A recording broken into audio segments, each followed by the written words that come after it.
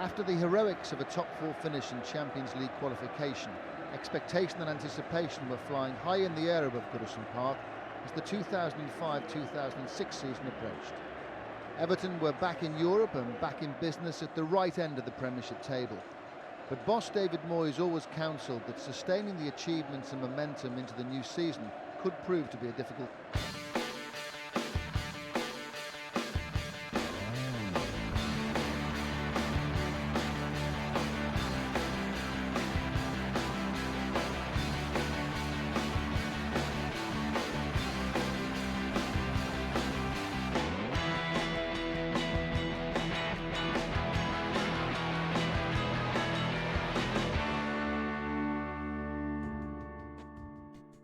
Building on last term's exciting signings of James Beattie and Tim Cahill, the squad was considerably reinforced throughout the summer transfer window.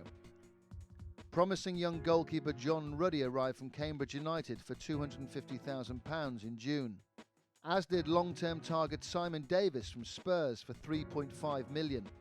Mikel Arteta signed a full deal from Real Sociedad in June, having blossomed during a successful loan period that started in the previous January. The much-vaunted Per Kroldrup arrived from Udinese in June, but didn't fulfil his potential or adapt his game to the demands of the Premiership. The Danish defender would ultimately return to Italy in the 2006 January transfer window. Meanwhile, Alessandro Pistone resigned for the Toffees, but would be plagued by a cruciate knee ligament injury that curtailed his contribution from the second game of the campaign. On a brighter note, and just prior to the Champions League opener in early August, utility player Phil Neville arrived from Manchester United, providing considerable European and international experience to the squad. It also offered the added value of an ability to cover both defensive or midfield duties.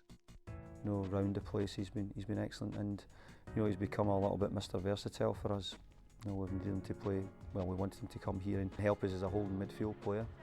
He done that, and then obviously play left back or right back as well, and he's done it, and not once has he ever questioned it, not once has he ever said, no, I don't want to play there, and he's just been a model professional throughout.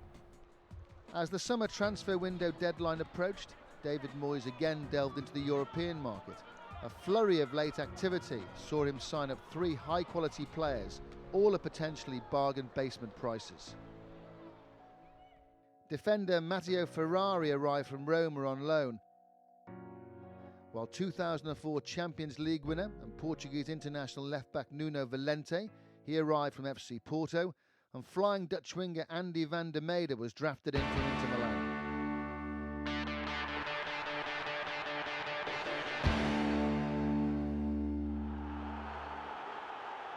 The opening fixture of the new campaign was as crucial as they come.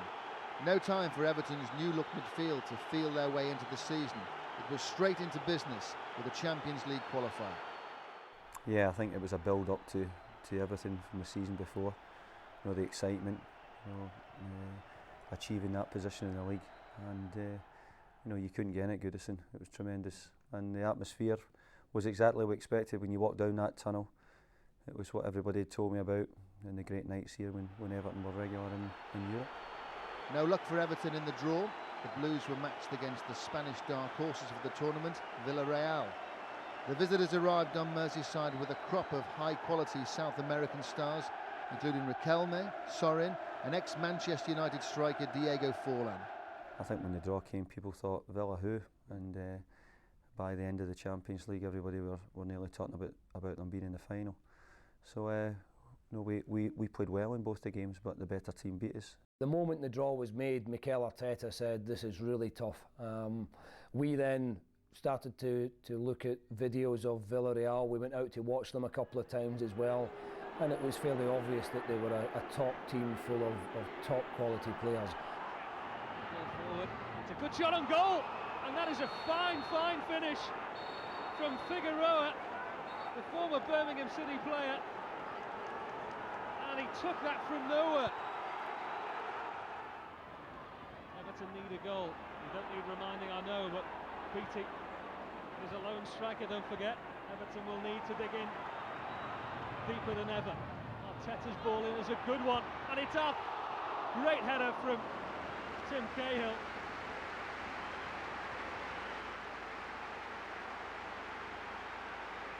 odds were against him as he came into the area. He arrived so late, right on cue. Just look at his run from the back of the picture there. He got it well. He was slightly annoyed with himself, he didn't get it on target. It wasn't a clean connection.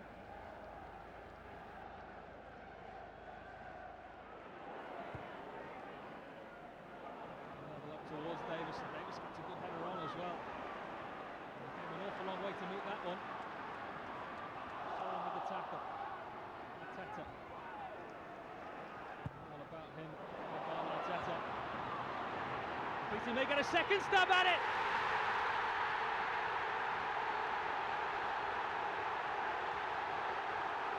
His first effort on goal was not the best, but he's a poacher, and that's what he's all about. The 6-yard player that David Moyes bought has arrived at Goodison Park. It's the goal they needed, and James Beattie has deserved that. And look at the faces of the Evertonians. It was good. Beattie got the initial challenge in. The Villarreal defenders give up on it. The goalkeeper flat-footed, but James Beattie has been alive to everything tonight, and that is a fine finish from him. Will this be the season for him to really get his career going, I wonder?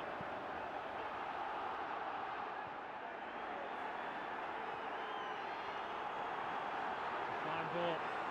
Soren has got forward well here. It's a good header, and it's flown into Everton's net. Well, Hasisco had come an awful long way for that one, and it was a free header in the very centre of Everton's penalty area. And that has silenced Goodison Park once again. 2 away goals now for Villarreal. It was our first time in the competition, so we're better in experience, because when we lost to Villarreal home, we believed in ourselves that we can go away and do better. But I think it was our first experience, that's why. There was little time to dwell upon the disappointment of the European setback. Over 38,000 packed Goodison to watch the Blues take on Manchester United. They saw Tim Cahill test the new goalkeeper for United, Edwin van der Sar, to the full. The game was an immediate chance for Philip Neville to prove a point to his old club, but the big match atmosphere and perfect footballing stage also proved tailor-made for Everton's former protégé Wayne Rooney. Fletcher. Rooney. Steaming up is O'Shea, there's Van Nistelrooy! Classic Manchester United goal. The first goal of the new English Premier League season is scored by Ruud van Nistelrooy for Manchester United. Arteta. Davis. Oh, Cahill! And Van der Sar makes his first significant save. Van der Sar gets there, he gets across, he stays big. And he gets it over the top, and that's his job done. Goodison sensing something. Now a temporary hush. Arteta's corner. Yobo up well, and the volley from Bent off the bar. Well, that's what they do so well, Everton. They keep the ball alive. Wasn't the best of corners from Arteta, but Yobo does well to keep it alive in the game. Bent's there, deflection off Sylvester onto the bar. How unlucky.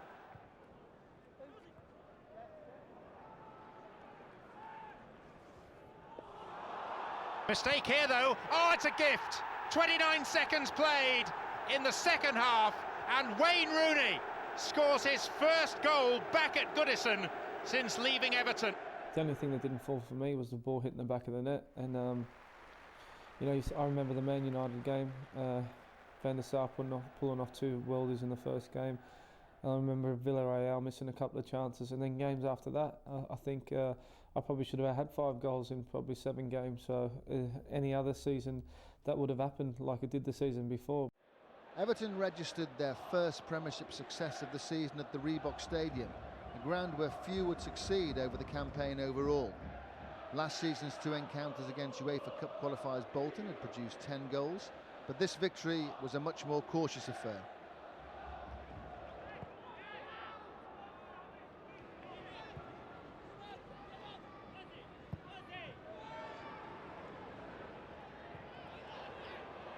Cahill. Oh, chance! Goal! Marcus Bent. Out of very little, in all honesty, because Bolton had made a runaway start to this second period, but it's Everton who've scored. First ball won by Duncan Ferguson there. Just have a look at Marcus Bent. It's a great run. It really is a great run. He's timed it to perfection. He's watched it. He hasn't got in front of the play too quickly. It's a great ball from Tim Cahill. Marcus Bent scores for the first time since Boxing Day. Bolton pressing hard for an equaliser. Behind to Marcus Bent's goal. Okocha. And Nolan. It's the second time he's missed a good chance. And he knows it, John, because the first one he had a volley in the first half on his left foot, a chance in the second half on his left foot. This one is on his strongest foot. That should be in the back of the net. Jaidi. Diouf! Underside of the bar and out again. A matter of inches away from the equalising goal from Elhaj Diouf. What a strike. Watch this. I mean, this is it in real time. You see it there, bang. Nigel Martin, did he get something on it maybe? And the welcome win over Bolton came at a high price. Alessandro Pistoni was stretchered off with a knee injury which would end his season. It set David Moyes a defensive headache, one he didn't need ahead of the return leg with Villarreal. Everton's second leg Champions League qualifier at the El Madrigal Stadium in Spain came round 3 days later. It was always going to be a tall order to overturn the first leg deficit, but this game will perhaps be remembered for two things. A spirited and gallant display by the Blues. It showed they can compete at top European level, but moreover for a hugely controversial refereeing decision by the great Pierluigi Collina in his final European game. Riquelme. Sorin, who does tend to drift across the pitch, and it's opened up for the Argentine. Deflection! Goal!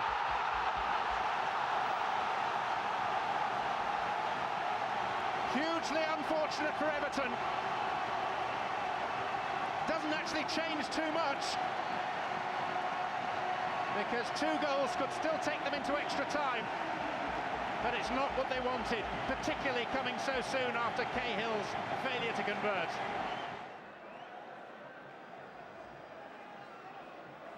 Still more than 20 minutes remaining. All 11 Villarreal players back. Arteta is capable of brilliance, and he takes that wonderfully! Everton Spaniard scores in Spain to keep them alive in the race for the Champions League.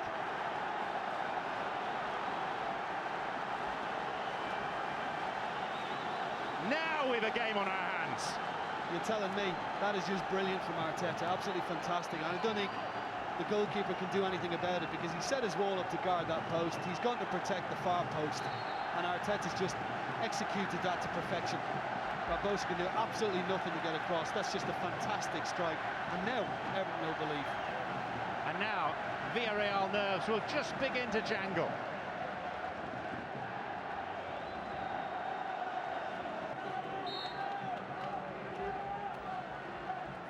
Everton pressing. Ferguson! Oh my word!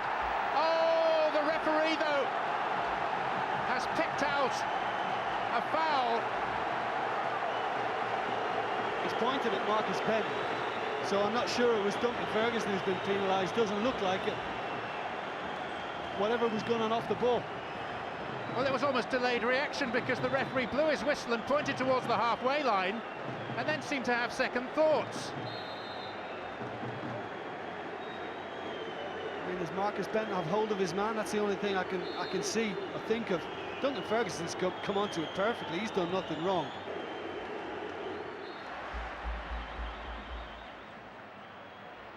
Riquelme playing for time now. Hosiko. Sorin makes a burst. And all the time Everton are living on the edge. Fallen! They've just fallen over the edge. No, we felt that there was a very poor decision against us, but having said that, that happens, and you have to accept that and move on. Unfortunately, the fact that we'd worked so hard to get a Champions League place, and the fact that everyone was so looking forward to it, probably made it an even bigger disappointment when we went out so quickly, and that probably had a greater impact on how the season went from then than perhaps we all would have realised at the time. The disappointment of getting knocked out, both the Champions League and the UEFA Cup, hit the lads a little bit harder than they thought. It was very disappointing. I think the game in Villarreal, you know, when Duncan's goal got disallowed, was a bit of a kick in the teeth. And as I say, I think that hit the lads a lot harder than they thought it did. And it took us a while to get going in the league. You know, you've got to respect the referee's decision, but I thought, you know, it was a goal, you know, so, but the referee's made his decision then, but he can't change his mind, so, you know, I was a bit sad, you know, because I thought it was a goal, but, you know, that's football. Sometimes you get it, sometimes you don't. We played well both games, really, and, you know, they hit us with a couple of sucker punches, and you've seen, you know, we saw how well they did in the Champions League, so we'll know, you know, what they're capable of, and you know, we played really well that day, well, both days, and you know, they played well as well. So it was a really good contest, and you know, it was a fine line between winning and losing. The final match of a difficult August saw Everton continue their recent Premiership struggles in the capital. Already deflated by events in Spain, this bad day at the office culminated in defeat to a sucker punch goal at Craven Cottage, and that was despite controlling long periods of the game. The misery of the trip was compounded by Philip Neville's red card. It typified Everton's day. Malbron, that's good into the path of Volts. McBride is pulled back here, and Fulham have the lead. For the first time in the match, they really open Everton up, and Brian McBride has scored against his former club. This is James McFadden.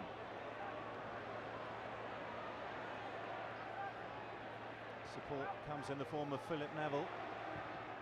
Neville's cross.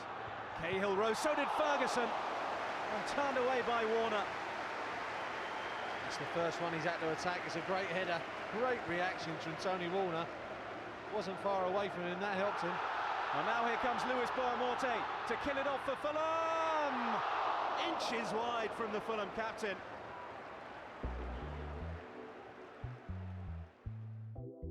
So August proved not to be the start of the season anyone at the club had expected. A haul of only 3 points from 3 Premiership games and out of the Champions League at the first hurdle, it was scant reward for some of the battling performances the team had put in. The start of the season was tough. We had Manchester United at home in the first league game of the season. We were then away to Bolton, and then we had to go and play Fulham away as well. And if you look at those fixtures, Bolton, I think, only lost 2 games at home all season, and we were one of the teams to beat them. And Fulham hardly lost a game at home all season. So before you knew it, we were in a difficult run of games without knowing, and obviously disappointing results as well. You can say it was a poor start, but it's just one of them things that happens where things don't go your way. The Champions League was a great experience, and so was the UEFA, but it's still nothing I wouldn't change if I could, because it's one of the best moments in my career. So, and as for the start, we're just very unlucky on not getting results, and I think it paid its way for the way the season went. Well, we actually felt that we played well at the beginning of the season. We thought that we played well against Villarreal in the games. We felt we played well against Manchester United. And we felt that we'd started the season looking like a good team. But unfortunately, we didn't get the results.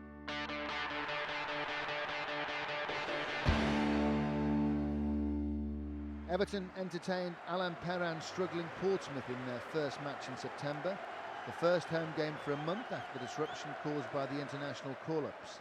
The match provided a home debut for new signing and vastly experienced Portuguese fullback Nuno Valente, while fellow new boy Matteo Ferrari was given a place on the bench.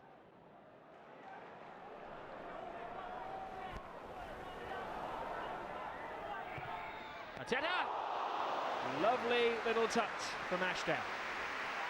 Yeah, a little bit further left, he might be scoring there.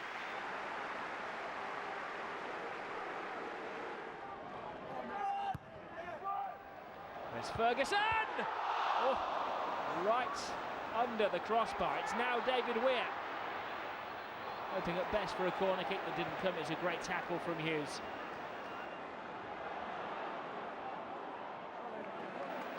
And it's O'Neill who gets it off the line. Robert whips it again. Oh, goalkeeper's lost it. And Stefanovic is taking it. Just wonder whether it was Duncan Ferguson who got the final touch. It's a wonderful delivery, and Nigel Martin comes. Well, who gets the touch? It's Duncan Ferguson. It's an own goal. After a confidence-sapping defeat to Dinamo Bucharest in the UEFA Cup, the last place a team wants to go is to Highbury on a Monday night. However, despite being caught out by 2 set pieces and going down to a 2-0 defeat, the Everton players restored some pride for the club by battling hard and holding their own for long periods of the game.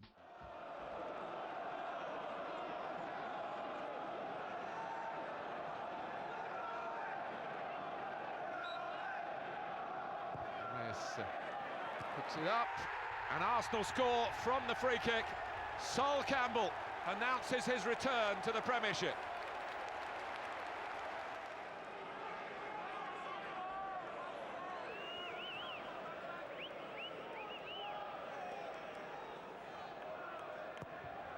Reyes takes it, Campbell goes in again! Goodness me, he's got 2. Paul Jewell's Wigan side proved to be one of the surprise packages of the 2005-2006 season. They produced several shock results. Unfortunately, one such victory came at Goodison Park in a game that typified Everton's early season story. How didn't the Blues win this game? Here's Roberts. Camera, good save. Damien Francis, and Wigan lead 1-0 in the opening minute of the second half.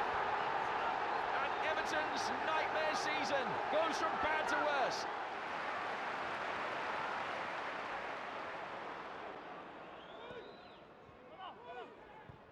In from Arteta. A quick break from Marcus Bent. He cannot believe that it has been disallowed.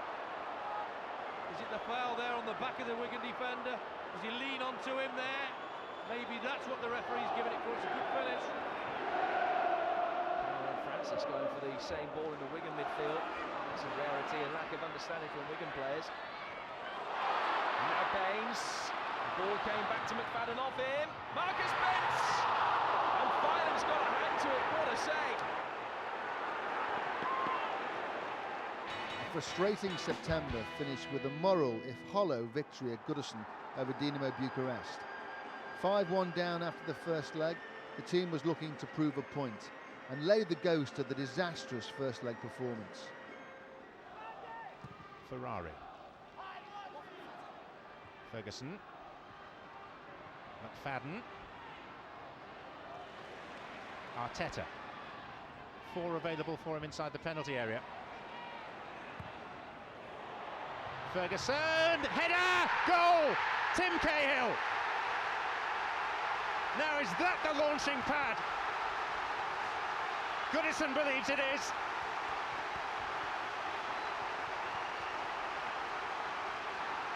Well, we're just sat here thinking, need a goal.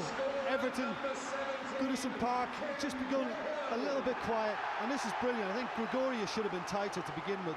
Wonderful ball, far post. Ferguson's done that a few times tonight, and you could expect nobody other than Cahill to pop up in a situation like that. Absolutely fantastic. Just what the doctor ordered.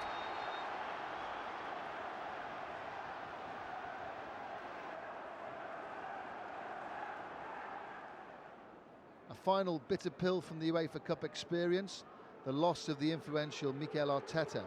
It was after a dangerous late challenge from Plessin, which would mean the Spaniard missed the difficult trip to Manchester City.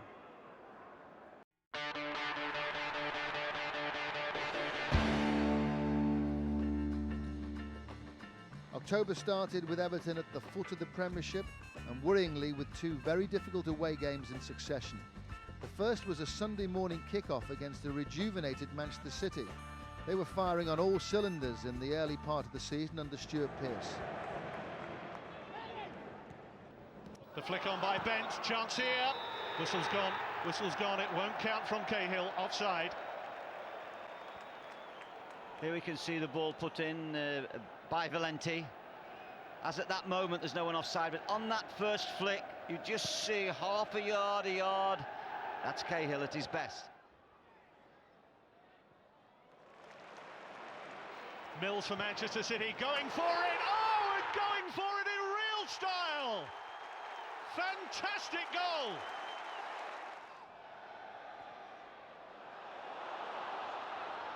Well, at the moment it's City looking for a second goal to wipe out any chance of Everton's recovery, and it's scored by Darius Vassell. The success of the Martin Jol revolution at Tottenham made the season's trip to White Hart Lane a doubly difficult task.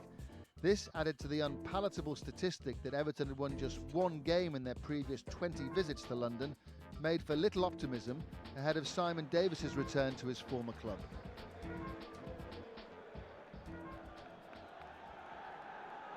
Here comes McFadden for Everton. He's done really well here, McFadden. Great save by Robinson.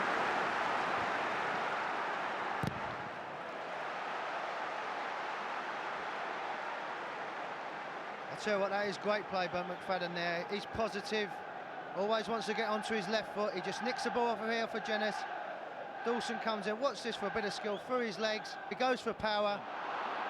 Let's listen to the murmur of excitement when he comes forward. Stalteri alongside him to provide support. Back for Jenas. Looking for Mino. 1-0 Spurs. The breakthrough comes from the Egyptian. That's great testimony to Martin Jol as well, because when Frank Arneson left, everyone was wondering what was going to happen, and I think he's answered a few people. Defoe now. And it's in. Jermaine Jenas with the goal. It's his first for Spurs. It's the second of the afternoon. And surely now victory is assured.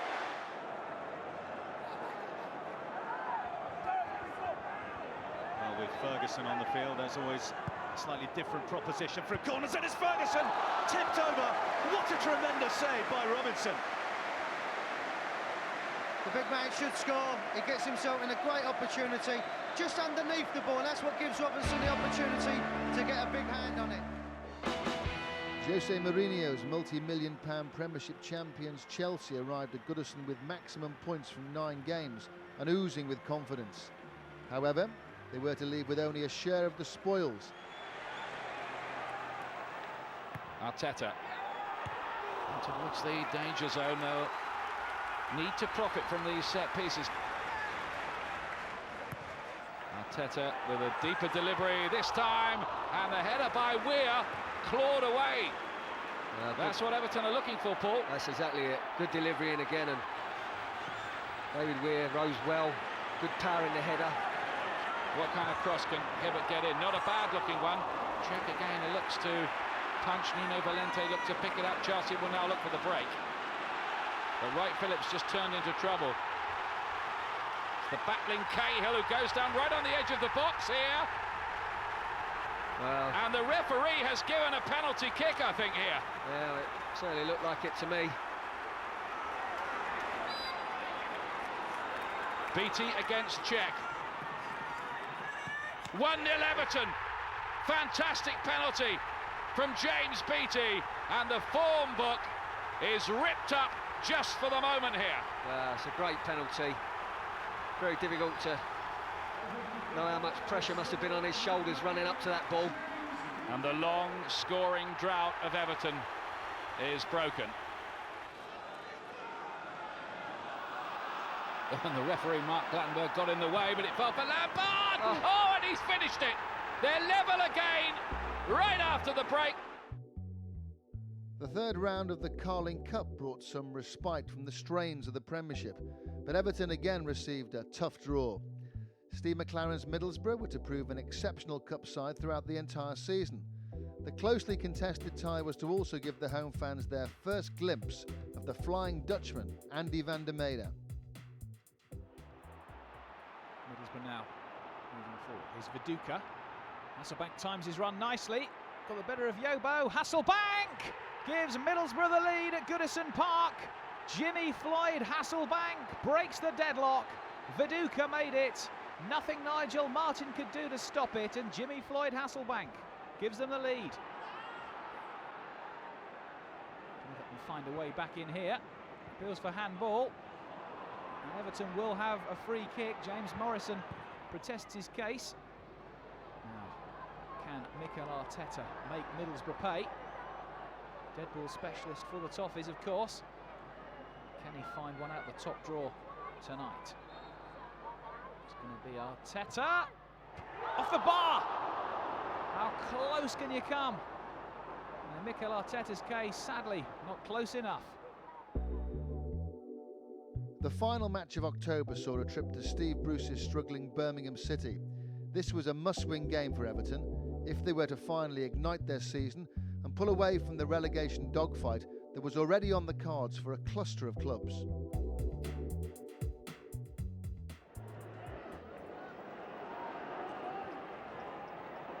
Ball is still with Everton.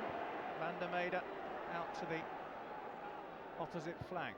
Tony Hibbert's cross. There's the flashing header. It was well saved. That was a chance for Everton. Tim Cahill. This is a terrific header from Cahill. He's a long way out. And look at the power he gets on it.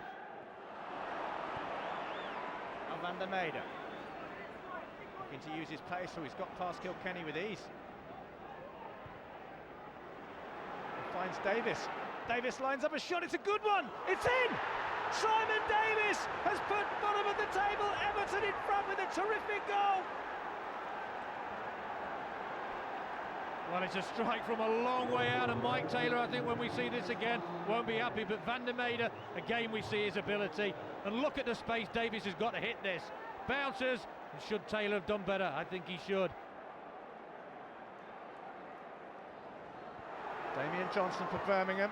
He was lining up a shot there, but was off balance. It was cleared by Yobo, only as far as Pennant. Looking to get round the outside and deliver the cross. It's a good one. Heskey's there, and it's gone over the top somehow. Wonderful cross by Pennant, and Birmingham close again. Well, terrific ability here. Look at this, and Heskey just gets to the far post. Hard to see who that came off. David Moyes is 5 minutes away from Everton's second Premiership win of the season. Heskey, though, looking to get Birmingham. Pandiani! Oh! Heads being held all around St Andrews. That was a chance. It's a glorious chance. He's not been on the pitch long, couldn't keep it down. There's the whistle. What a win for Everton Football Club. Off the bottom of the Premiership.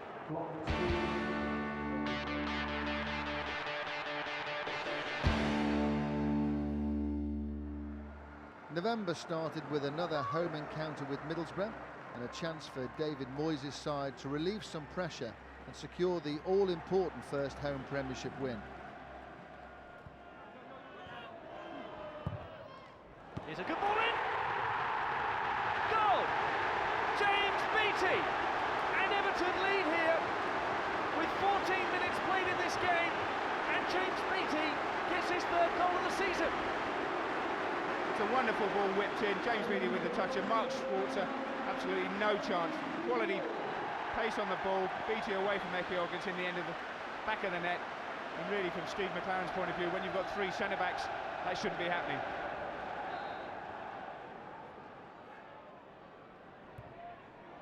Here's Mendieta now to try and put Martin under some pressure. Lovely ball in. Yakubu here. What a save by Nigel Martin that is. Nigel Martin scrambling down low, and Yakubu denied.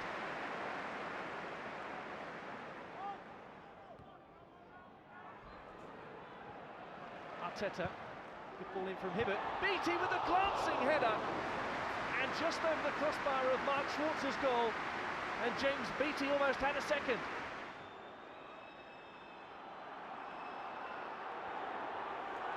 Bent, and Everton are on the attack.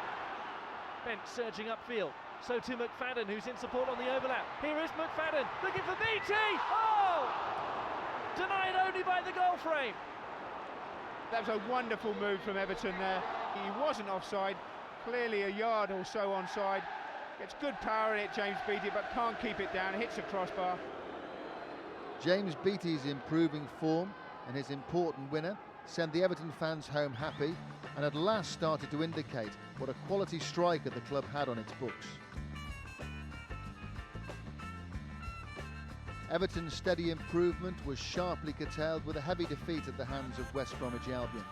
The visit to the Hawthorns was to prove an unfortunate blip during a better run of results.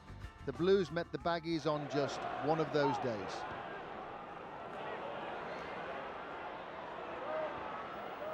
Ellington. It's Nathan Ellington who's got over Hibbert. Penalty. And it is going to be Nathan Ellington, who has yet to score a Premier League goal. He has one now. And West Bromwich Albion have a lead in first half stoppage time at the Hawthorns. And it's Camera with the corner. It's two! Here's Cano again to pose a problem to Yoba. Ellington. Nathan Ellington, free! Now that's some finish. That is some finish.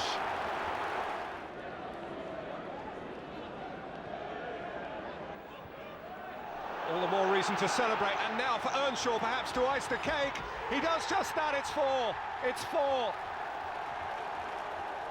Well, the early months we didn't think we were playing badly in those games. The results just weren't coming. But then actually we started to not get results and not play well as well. So that sent our confidence spiralling down the way. But you know, it took a lot. We tried to alter things, we tried to change things, we tried to change the training kit, we tried to change the balls, we tried everything we could.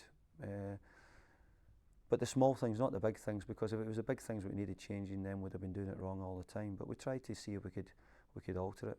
And there was little bits we got results here and there, but not what we expected. The home performance against Newcastle got the team back on track in a blood and thunder performance that heaped further pressure on former Liverpool playing hero and manager Graham Souness. Everton's winner came for a rare but very welcome source. Arguably, for my money, the best goalkeeper, the most consistent in the Premier League, but beaten by the header from Yobo.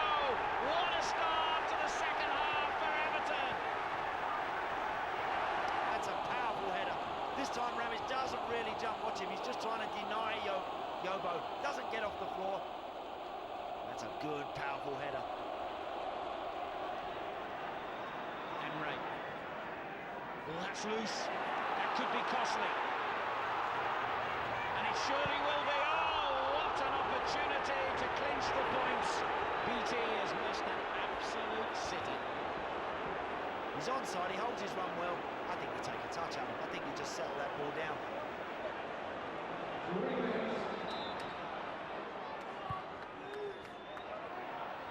Given inches it clear only as far as Osman, who's having trouble getting that under control, but now he has. And that's a good return ball as well.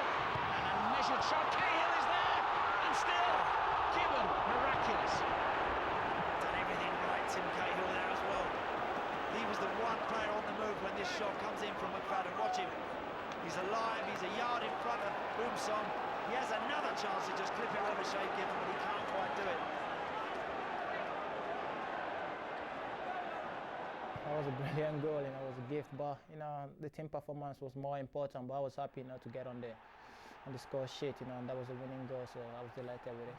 And it was a corner kick, you know, and I don't know what Mikel could do on the ball, you know, playing with set pieces delivery, you know, and then I always like coming from behind, you know, and I saw the ball clearly, which is a lovely ball and one which I always like to attack, you know, I want to see the ball that high so I can attack it, you know, and I saw the ball coming and I said to myself, you know, this got to be, you know, I didn't know if it was going to go in, but I know I was going to get it.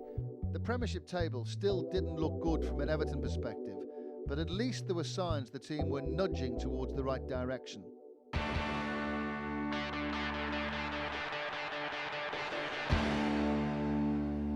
Everton celebrated their 4,000th top-flight fixture at Ewood Park against the resurgent Blackburn side, managed by former Blue striker Mark Hughes. Everton chose this auspicious occasion to produce one of their best away performances of the campaign to date. Stretch for Phil Neville. Bellamy left alone. Headed down from Van der Meijden. In comes from McFadden! Rode his luck and hit the jumper. Comes across Michael Gray, just heads it in the corner, and Brad Friedel's got absolutely no chance there. But that's a brave header there from Van der Meijden. And as it drops, McFadden eyes on the ball. I'm going to get there before you. Determined, gets his header, and that just rolls past Brad Friedel.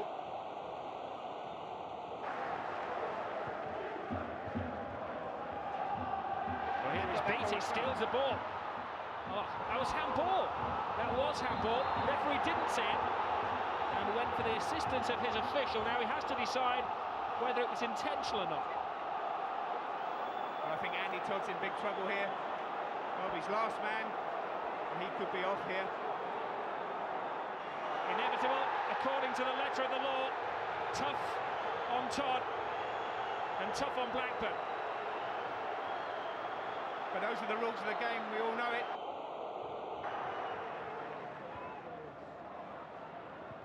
Beattie fights his own battle. Now McFadden. He's going to have to go solo. He has no support, but he's got the skills. Plays it back. Arteta! Oh! He gets the goal, but it was down to the work of his teammate. And it's Osman in there, flicks it over the defenders, draws the next defender, and then has the awareness just to lay this back for Arteta. And Arteta, it's in his stride, he doesn't have to hold his stride at all. Lovely setup, and he just comes on with that famous right foot of his and passes that in the back of the net, and that's Everton 2-0 up. Two small detractions from a great victory were Nigel Martin's groin strain and Mikel Arteta picking up his 5th yellow card of the season. That would see him suspended for the visit to Manchester United. This would be a major blow given that Arteta's form and development have been one of the high spots of the season so far. I think Mikel's now beginning to realise what it means to play for Everton. He's not been taken to the hearts of the supporters because he's such a very gifted technical footballer, ability to take people on. And you know, he's tenacious as well, he works hard enough. And we found that maybe playing him on the right or on the left might be even more better suited than what he is when he's playing dead central.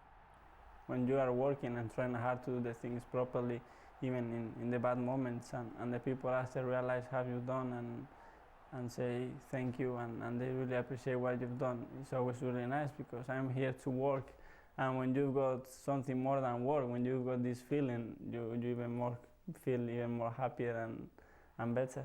I have learned this year that when things go wrong, and I repeat the same because for me it's very important, if everybody stays together, you can lift again and believe. Because we are not a big squad, and we have injuries, bad moments, everything. And even with that, with the pressure, everyone's been together. We've never been fighting in the changing room or on the pitch. Everton had already proved against Chelsea that on their day they could compete with the very best around. But a visit to Manchester United always gets the adrenaline pumping. This time the Toffees had a couple of players with a real point to prove. Keeper Richard Wright was back in the first team for his first full game of the season, while Phil Neville returned to Old Trafford for the first time. Brother Gary was now the captain at United. Manchester United in their red shirts get us underway, attacking from left to right. Gary Neville now captain with the first test for the Everton back four, dealt with quite easily by Weir, who wears the captain's armband, of course, for David Moyes' side.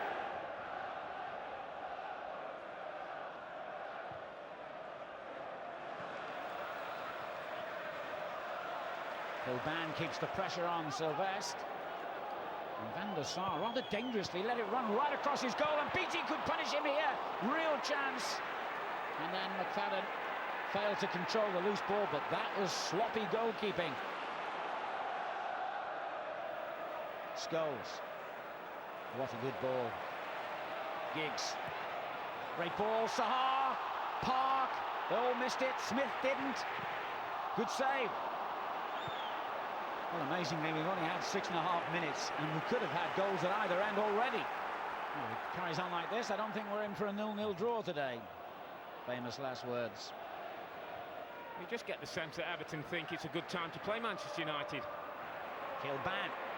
Oh, good run by the Republic of Ireland international, and it's not through for McFadden. Chance here for Everton! Goal! Manchester United's week just gets worse and worse. Didn't think McFadden could score from here. Not sure if it's great goalkeeping from Edwin van der Sar. Gets beaten on his near post. You'll see here, McFadden hasn't got anything to aim at, really. Somehow finds a gap between the post and the goalkeeper and puts Everton 1-0 up to add to Manchester United woes. Neville. Giggs. Scholes. Good ball. Rooney! Should have been 1-1. Well, they worked it beautifully all through the middle of the park. From Giggs into Scholes. Scholes found Rooney in acres of space, and well, when he gets the ball, he just seems to lose his bearings. He strikes for goal.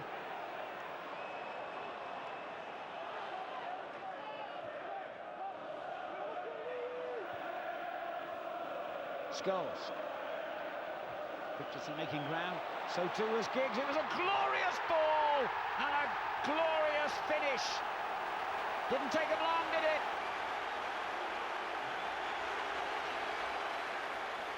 Here's Scholes with time. There's the run, clearly onside, and it's beautifully measured, and it's just a matter of can Giggs get on the end of it. It's a lovely deft touch just past Richard Wright. He knows exactly what he's doing here, Giggs. That's what you call relief. Zaha's header. Gary Neville! Well, that would have been a collector's item. He doesn't get many goals. It's a decent strike. Good height for the keeper.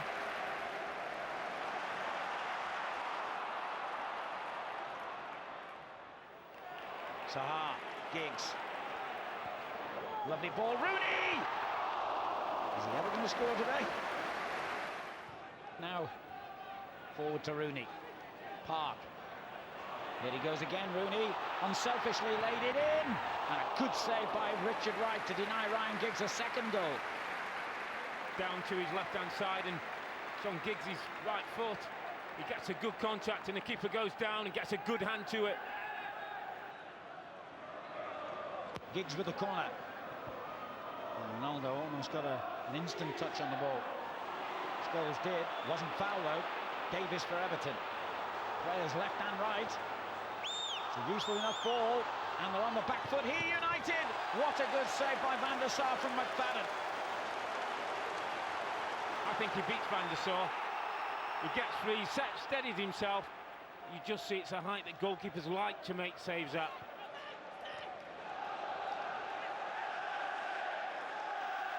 Still 1-1. Again, they have to win, surely. Richardson.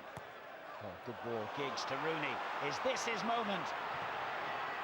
Good save again by Richard Wright. It's Phil Neville who comes to hold him up. The ball deflects off his shin, and Richard Wright does ever so well just to get a hand on it. We go at Old Trafford. It's a magnificent place to play football, and it was really pleasing to get a goal, especially being at Old Trafford. Everton's 2000th top-flight match at Goodison was graced by the visit of West Ham, another of the season's surprise packages. Unfortunately, just when a level of consistency seemed to be being achieved, this Blues performance failed to match the occasion. That was despite a great start provided by James Beattie. Kuchevski's clearance. Yobo again, in firmly. Hibbert, what can he do here? Two men forward in Beattie and McFadden, and Beattie got in front of his marker.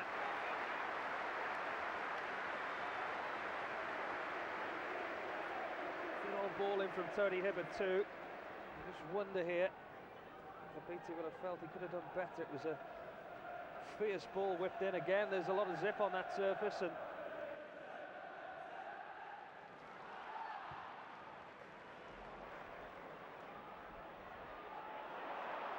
McFadden was brave. There's only Beattie forward as West Ham pull men back. That bank of four midfielders just chasing as much as they can. It's a great ball, and what a goal that is!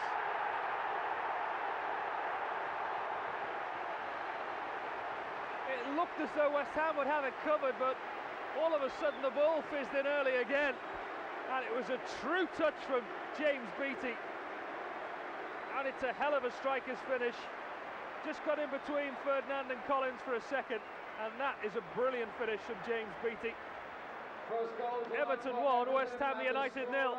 Number 8, James Beattie. It was unstoppable, wasn't it? McFadden over on the left-hand side, comfortable crossing on his left foot.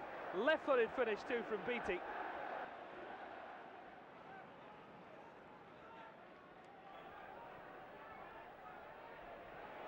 Again they give it away, this time to Osman. Hibbert, a bit of possession football from the Blues, and that's a good ball as well. There's only James Beattie to pick from. Davis does well to hold it up. He's in his element here. Fish shot from Osman. I'll tell you what, that was a goal-saving challenge from Thomas Repka. Like Marcus Bent, he is going to come on because he's asking for some tape for his socks.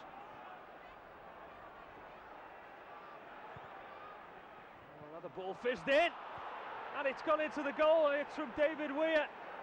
They've got an awkward little spin in the box.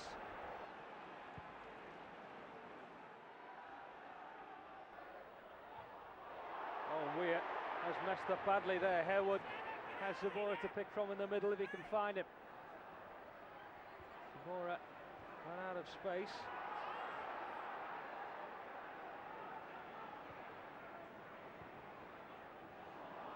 Good play from Etherington. Good feet as well. Great save. Zamora puts it in though, and it's been coming for a long, long time.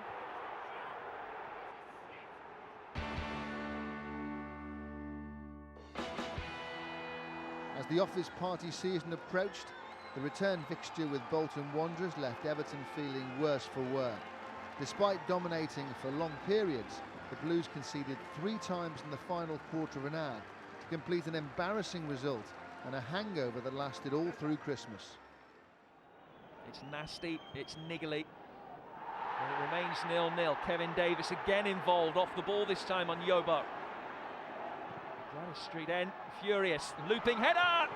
They'll be even more furious if that's gone in. It has! Kevin Davis scores for Bolton.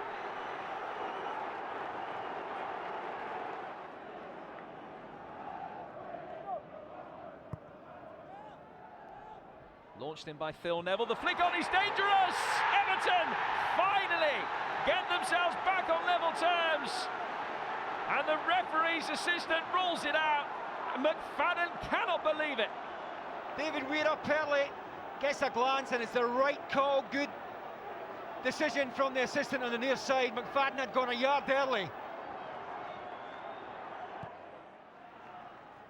Arteta, Nuno Valente. First touch for Vazte, and he's got plenty of pace. He'll give the Everton defenders something else to think about. He's found Stelios Giannakopoulos. He finds the net.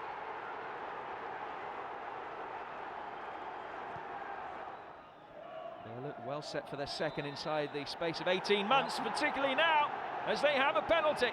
Nuno Valente wrestling down Kevin Davis, and Bolton have a chance to make it 3. This to inflict more damage against his old club. Never in doubt.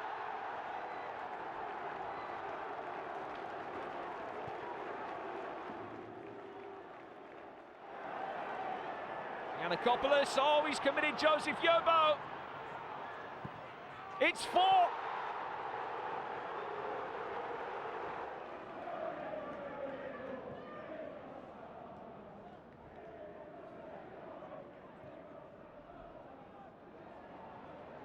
This is Leon Osman. Good save from Jussi Jääskeläinen, the first he's had to make, and it's come in the 87th minute of the game. Yeah, he's got a little bit of movement in the ball to deal with here, Jääskeläinen. Neville. Cahill. Osman. He's done well, Leon Osman. Good save by Jääskeläinen on the follow-up. Beattie does the right thing by aiming for the far corner, but he just missed. I don't think you can blame Beattie here. He's got to take it early. It's an awkward one. Angle doing him no real favours. It's on the half volley. I don't think he can be blamed too much for knocking that wide. Villa Park was the scene of arguably Everton's finest performance of the previous season. But this Boxing Day fixture saw the team in generous mood and gifting goals. It provided little festive cheer for the travelling Everton supporters. Milner's free kick. Ridgewell somehow finds a teammate. Barros! Milan Barros! Well, Everton appeal, but Milan Barros has his first goal at Villa Park since August. Mike Riley gives the goal despite the away team's protests, and Villa have a precious lead. I think they were claiming handball, David. Oh, they certainly were claiming handball. You need to have a good look at that one. The Everton players are incensed. And then at the death, Barros also, I feel, might have handled the ball. There's the first one against Ridgewell, not the second one. And then when it comes in again there, quite clearly, in front of Coldrup, Barros touches that ball with his left hand. And I have to say, I wouldn't be very happy if I was David Moyes.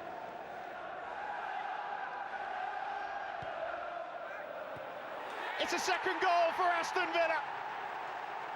Mark Delaney with the goal. Time running out for Everton. Nice ball and nice combination work between Angel and Barros. Back to Angel, flag down Angel. His first goal at Villa Park this season. And they're looking for a fourth. Barros in the centre. Great chance, Barros! It's oh so easy now for Aston Villa.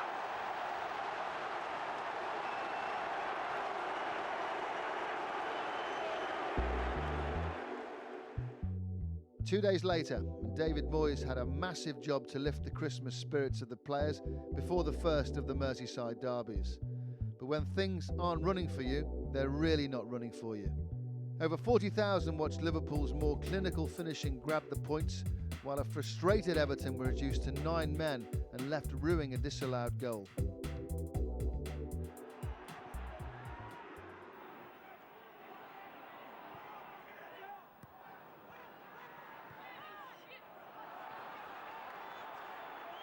Sissoko's header. Gerrard, and here is Peter Crouch around the goalkeeper. Crouch scores again. Finnan, 3 red shirts waiting. Gerrard, he'll have a go. Deflected and in. Everything is going Liverpool's way right now.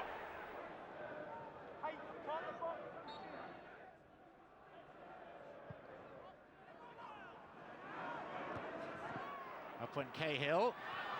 Arteta. Kilban. And Beattie!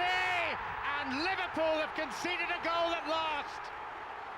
After 761 minutes, James Beattie has found a way past Pepe Reina, and Everton will believe they are back in this game. Oh, it's just exactly what they needed a few minutes before half-time, and in fairness to look how many blue shirts are getting to the box. These 4 blue shirts in there. Davies does well to keep it alive, and that's a decent header from James Beattie. It's not an easy one. Ball's right on top of him, and he has to use his neck muscles just to steer it into the corner of the box. For a man who's not been in great form, it's a decent finish right in the top corner of the net, and gives hope, gives belief.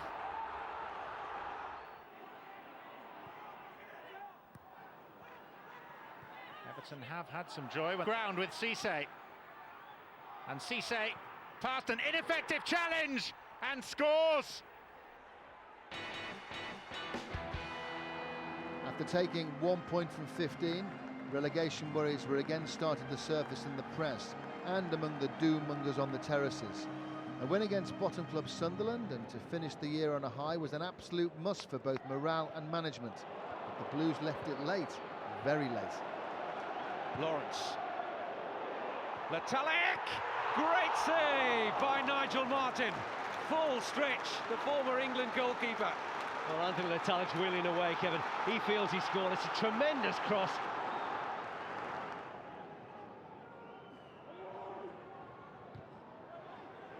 Nobody knows where it is. Kilban first to react. Here's Beattie. That's a corner. Deflects away off Arca. Well, this will be a cruel blow if Sunderland concede anything from this. Floated in by Kilban. Oh, and the header's in! And it's Tim Cahill, the man who broke Sunderland's hearts in the FA Cup semi-final of 2004. There's enough height in that Sunderland defence to really have dealt with that ball that's come into the box.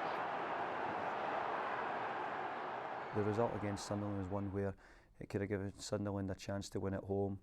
We hadn't played well, and you know, it was on the back of us, I think, losing against Liverpool.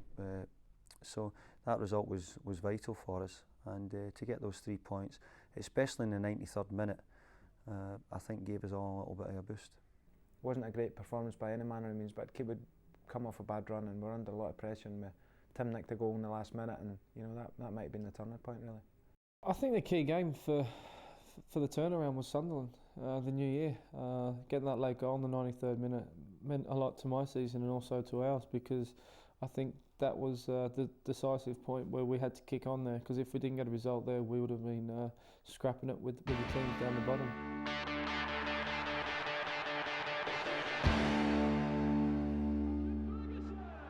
Full of New Year resolve, Everton recorded their biggest win of the campaign so far against Charlton. It was the first time the Blues had registered 3 goals. Tim Cahill was showing the influential form that had made him such a talisman during his first full season at Goodison. Everton pressing, Osman in pursuit. Mura clears. Here's Mikel Arteta. Arteta again. Now Leon Osman. Kilban making his run. Romadal goes with him. Does he pull him back? Yes, he does. And Kevin Kilban wins Everton a penalty. Well, Dennis Romadal pleads his innocence, but it's all to no avail. And James Beattie has the opportunity to give Everton the lead. Saved, but Beattie follows up. Thomas Mura unlucky. And Everton lead at Goodison Park. And once again, it's that man, James Beattie, who gives the Blues the lead. No happy return so far for Thomas Mura. And Everton take an early advantage. Mura diving well to his left, but Beattie, the coolest head in Goodison, he makes no mistake. And after Romadal's foul on Kevin Kilban, Everton lead by 1-0.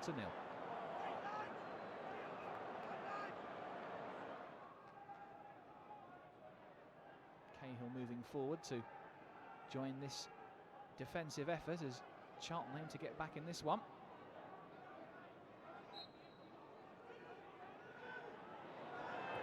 Nobody's picking up Luke Young here. Young's ball in, straight into Kilban, who'll get another chance. Young again. Ball half cleared, here's Holland! One each! Matt Holland makes no mistake.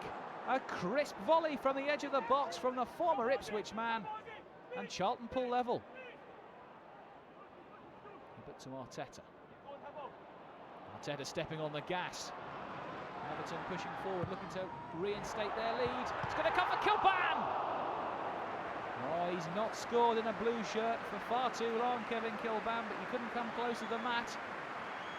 Osman's pinpoint delivery, excellent run, Kilban, and a powerful header. Just inches away from breaking that long duck, but Kilban couldn't quite steer it home. But plays it forward. Ferguson wins the free kick. Ironic cheers round Goodison. He hasn't had too many decisions from Uriah Rennie this afternoon, big Duncan Ferguson, but he's got that one. Gives Everton the opportunity to try and get their noses in front before half-time. Arteta with the quick flick. Here comes Cahill! Oh, yes! Tim Cahill for Everton. Quick thinking Arteta. Neat header from Tim Cahill. And there's the familiar celebration. Well, beautifully worked between Everton's 2 midfield talismen, Arteta and Cahill. Catching Charlton caught cold at the back. And from Arteta's delivery, Cahill makes no mistake. Quick work from the Spaniard. Here's Cahill's run. Powerful header, beats Mura for all money at the near post. I don't even think James Beattie was expecting it to be taken that quickly. No mistake from Cahill, and Everton once again have the lead. Hibbert to Osman. Was he tripped? Yes, so says referee Rennie. And Haridason penalised.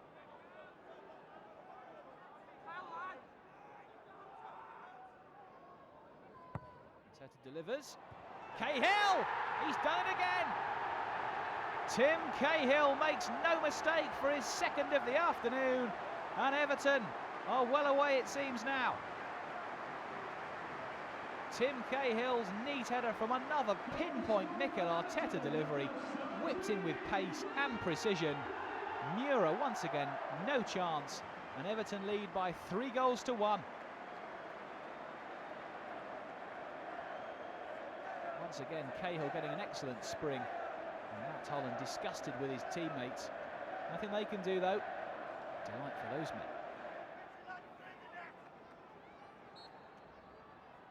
Arteta with the corner. Actually hacked clear by Romadal. Here's Yobo. Marcus Bent with the flick's going to come out for Cahill! What a strike! And so nearly his hat-trick. That's a sign of a player with confidence. What a lovely hit from Tim Cahill. Thomas Mura nowhere near it. Substitute Bent with the flick on. Cahill in space, takes it first time. What a rasping drive that was. Just basically pretty much all the goals I scored this year from free kicks and set plays. Nothing seemed to come from open play. Everything seemed to be done off my own back or working with Mikel or other players taking free kicks. I seen quick free kick with me and Mikel peeled off the back and headed the ball off Luke Young's head in the top corner, and then that was it. I go into every game thinking that I'm going to score. You know, it's great to get the goals, but as I said, the results were massive for us. Yeah, I think the football at that period was probably the best we'd played all season. I think it was a return to form of the likes of Tim Cahill, even Tony Hibbert, who had done great. You know, one or two others really came back into some form then, and Mikel Arteta, who'd played well for the majority of the season. It helped a lot. Leon Osman started to come back to show the form what you knew he was capable of. James Beattie started to get his run of goals around that period. So many of the players started to hit good form, and confidence is a big thing, and maybe we didn't realise how low our confidence actually was, but we got on a good run, and whereas at the start of the season we had played quite well but didn't get the goals to go with it, in this period we started to get the goals, which helped get us away from the bottom end of the league. The first week of January brought the traditional third round of the FA Cup. For Everton, it was a tricky trip to the New Den to face the 2004 finalist Millwall. Marvin Williams continues his run. Williams gives Millwall the lead. Everton undone by Marvin Williams, and the championship side are ahead. Now Kilban.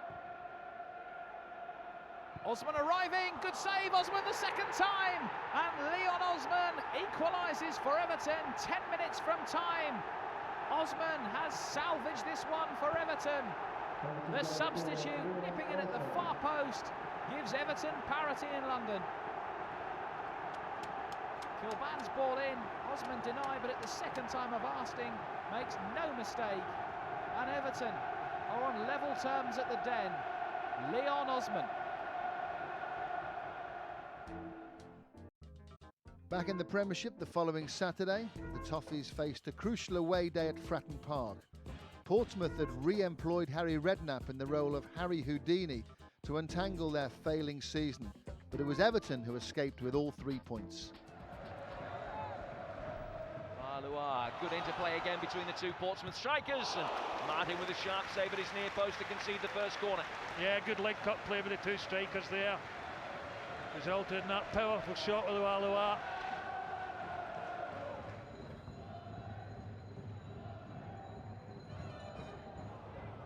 Kilban towards Beattie, and somehow it's crept in. A freakish goal, but Everton a goal up. Gets a little bit lucky here, breaks off, it's a flick on, just not dealt with by the Portsmouth defence at all. Takes a little deflection off O'Brien, I think it is, into the back of the net. think before I left for the African Nations Cup, you know, the 3 games that we won before I left, because if we didn't win those games, you know, we found ourselves in a very difficult situation. So I was happy that, you know, we won 3 games on a row before I left, you know, and they were difficult games as well. Millwall returned in midweek for the FA Cup third round replay. The game provided an opportunity for Tim Cahill to show the EastEnders just exactly what they were missing out on. And well there, Kroldrup, ball in from Neville to Cahill. Oh, and he done well, Osman. Had to work some space of his own. What a save by Marshall. Well, Beattie felt he was being held by the defender, but how big the keeper made himself in the end.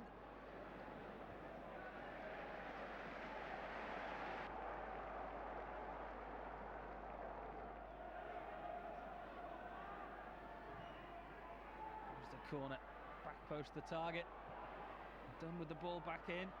Everton just struggling to clear it. Great effort on goal from the fullback Livermore.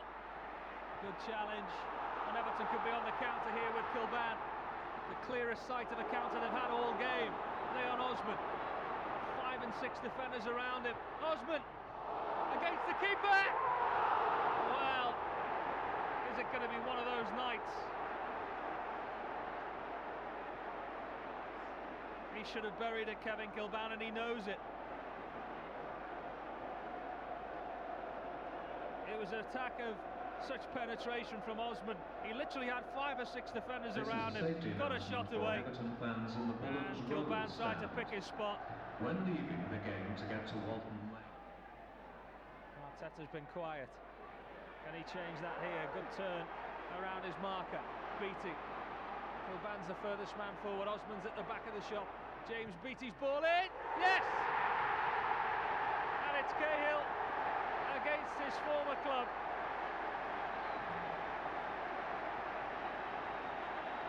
And it looks as though he doesn't want to take too much credit for the goal, Tim Cahill. But the goal stands anyway. And the congratulations in the main going to the other teammate, James Beattie. Cross was bouncing. In fact, it may have come off the defender. It may be an own goal, that one, just judging by the reaction of Cahill. But between him and Dunn, he's put Everton in the lead. It was brilliant to play against my old club. Obviously, been in the FA Cup final before with Millwall, but to play against them, you know, it's an emotional day for myself because they played a big part in my career into where I am now. And obviously, getting the goal was a bit of a kick in the teeth for them, but I didn't celebrate. I showed a lot of respect towards them. The Blues maintain their 100% New Year record in the Premiership, courtesy of James Beattie's 6th league goal in 8 starts. And it's always a particular pleasure to win a game 1-0 when it's against the Arsenal. The clean sheet was also of particular satisfaction to defender Alan Stubbs, making his return to the Everton back four. What I admire mostly about Al is his passing range. I think he's one of the best passers, you know, in the Premiership. You know, not even in the Premiership. I say he's one of the best passers of like centre backs. You know, he's got a top passing range. You know, I admire his passing range a lot. You know, that's one thing that I see from Alan that I need to add to my game. You know, I think he's got that control. He was a captain before he left. You know, so it was good to have him back. You know, and the team is doing well now that he is playing, and players listen to him as well. Fabregas, here's Gilbert, and there's Ljungberg, and still it stays out, but for how long? It's wide. Well wide in the end from Fabregas. What a chance though for Arsenal. Everton saved by the post and by some defensive bravery.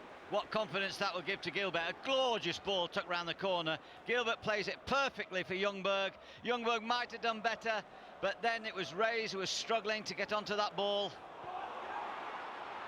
And now here's Beattie, searching beyond Senderos, and scoring! What a response from Everton! Seconds ago, their post was struck. Now they're in front. It's played over into the path of the front player. Beattie goes in between. I thought Loren may have done better from the covering position. Slicing between the two central defenders. And keeping his footing and his nerve. The delight of the Everton bench.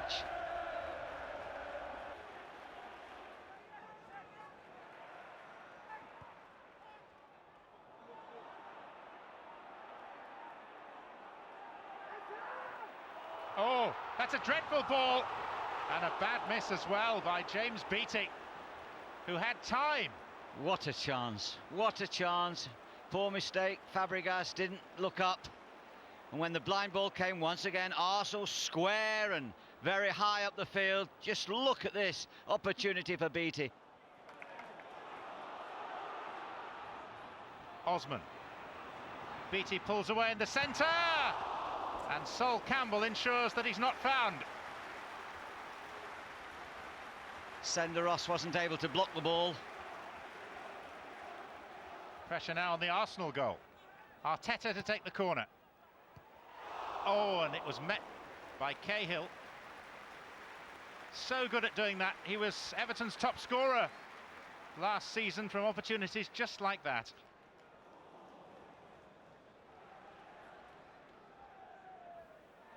Tim Cahill.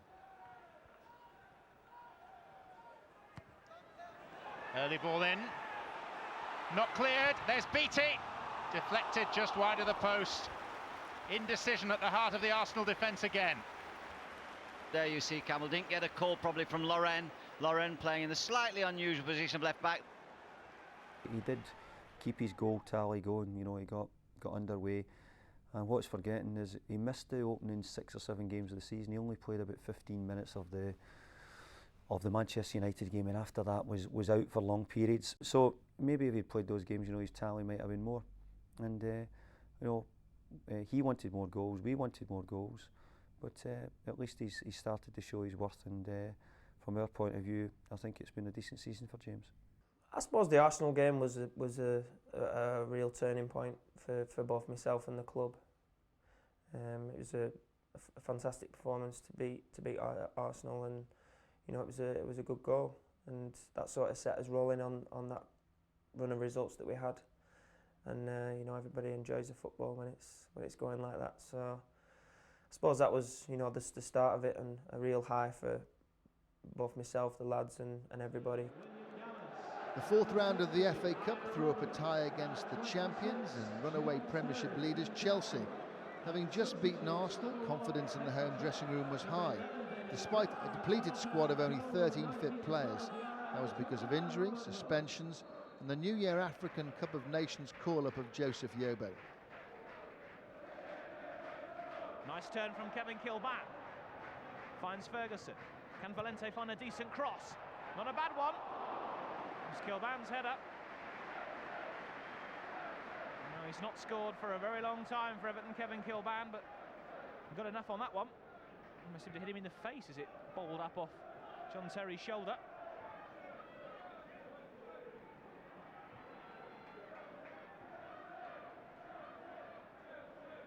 Nice touch, McFadden. Now Osman. Arteta. Valente finds Kevin Kilban.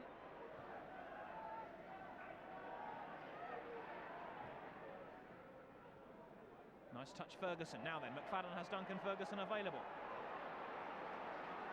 Here comes Nuno Valente. Decent ball in McFadden! Yes! Everton take the lead, and didn't he take it well?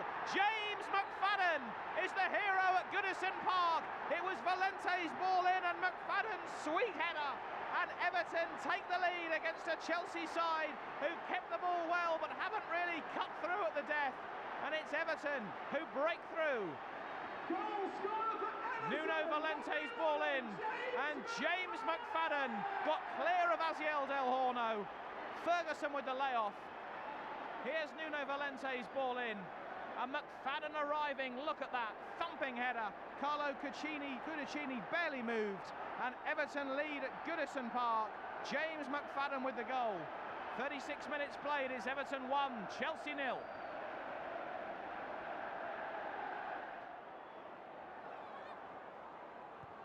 Gallus to Lampard. Lampard, it had to be really. It's been coming, and Frank Lampard levels the tie at Goodison Park. Frank Lampard's 15th of the season makes it all square in the 73rd minute.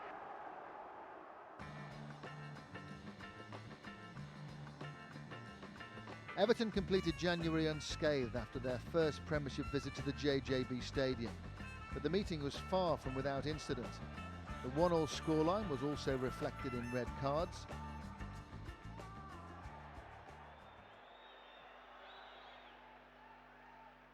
Nigel Martin injured his ankle in the latter part of the weekend, kept tie with Chelsea, hence Wright playing tonight. It's Cahill forward. McFadden is still up there with him. And it's broken here to Osman! And he's bundled it over the line with just enough power.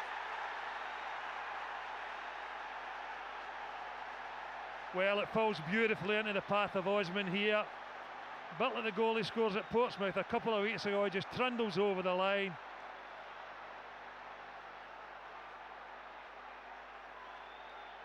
Just route one, the flick on, through ball to Cahill. He looks the threat here. In terrific form of late, scoring a few goals. Shots blocked, falls beautifully into the path of Osman here.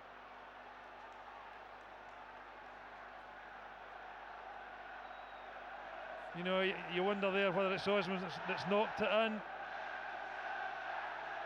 David Thompson's foot maybe. Regardless, it's in the back of the net. Great start for Everton. And now on show. Chimbonda's header across and Shana equalises! Wigan level before half-time and Shana scores his first Premiership goal. A month is a long time in football, and after a productive January, Everton's form, confidence and league position were all on the up. Now in 12th, fears of a relegation scrap had thankfully receded into the background. The turnaround in fortune was confirmed when David Moyes was named as the January Premiership Manager of the Month.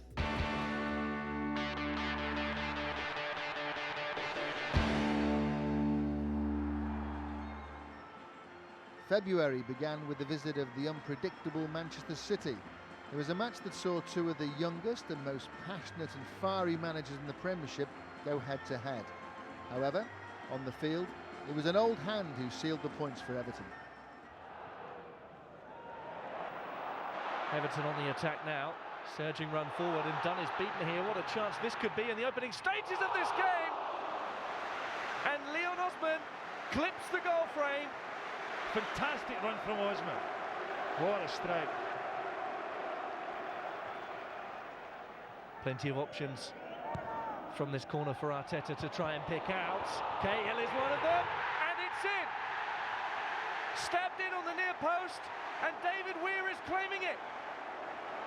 Well, it's a real scrappy goal, this. David Weir eventually knocks it in. I think he's only a foot or two off the line. David Weir didn't know too much about that goal, but it matters nonetheless.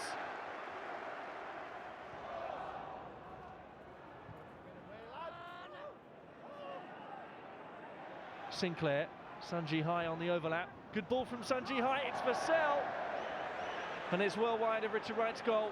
I think it's just getting a bit of confidence. It's an amazing football how quickly it can change and how you can get together and you can start believing you can win games and believing in yourself, and you start to get a winning habit. And we had the losing habit at the start of the season, and to turn that around as we have done, it's taken a big effort, and a lot of people should get praise for that. Just when all was going to plan, Everton caught Chelsea in imperious form for the FA Cup fourth round replay. It was a forgettable result for Everton, but a game that will live long in the memory of Ian Turner, who made an unexpected debut after a warm-up injury to Richard Wright. 20 minutes before kick-off, getting told you're starting. I mean, you don't get times for nerves, so I was made up. I'd been waiting for 2.5, 3 years for that day, and I got my chance to play. I mean, again, it was mixed feelings after the end of the game. Made my debut, but getting beaten, put out the cup, but it was good.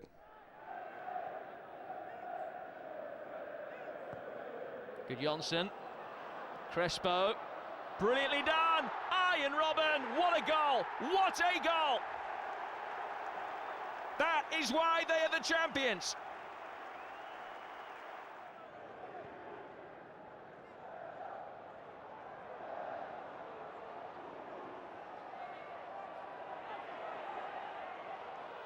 Here's Wright Phillips, part of the Chelsea vintage of 2006, and he's won a penalty.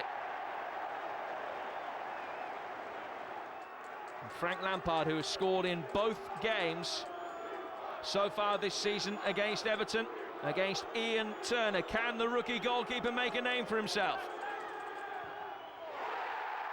Went the right way, but Lampard scores.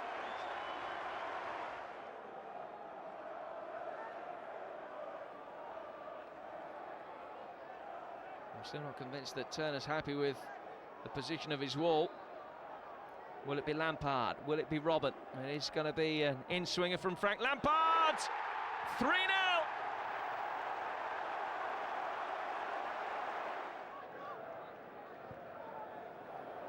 Cahill there ahead of Essien, who stayed down hurt. Referee didn't see anything underward. Kevin Kilban pulled back behind Leon Osman. McFadden peels for handball. It's a penalty to Everton. Looked a good shout. Robert Huth getting his hand in the way of the shot. And albeit in the final 20 minutes, the merest glimmer of hope for the visitors.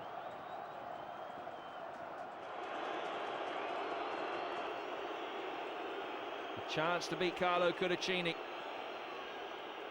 and give Everton a lifeline. Very calmly taken. Everton back in the game, but surely it's too little too late.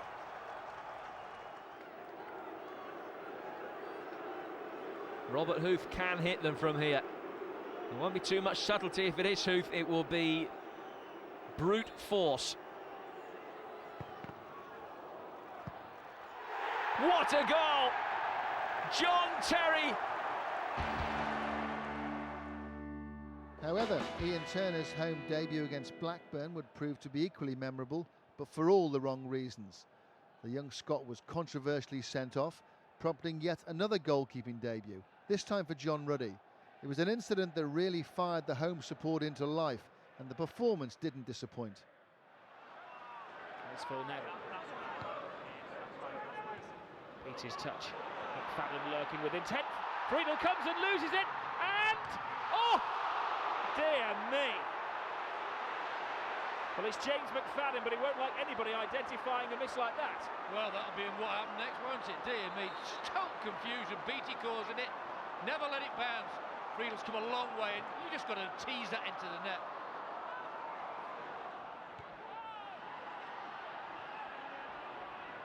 Oh, Stubbs. Oh, and the goalkeeper comes now. Did he use his hand? Now, that stopped a goal-scoring opportunity. It would have been one-on-one, and what a tough call this is for Ian Turner. Well, here we go, and again it's confusion.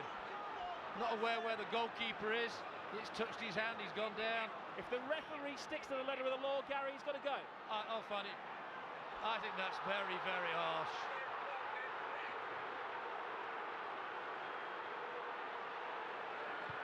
Arteta, and offside. Again, the second that's been cancelled out for Cahill today.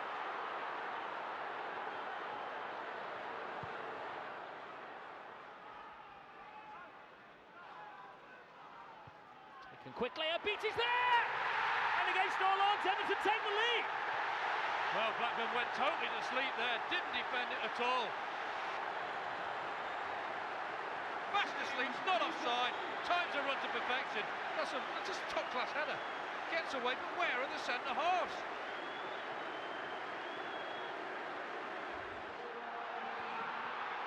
Here's Arteta. Valente to the far post where there's Cahill. Got a bad header down! And another one disallowed.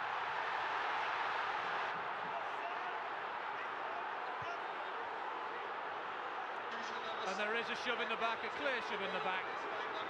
Beattie tries to get out of the way, jumps on Brad Friedel.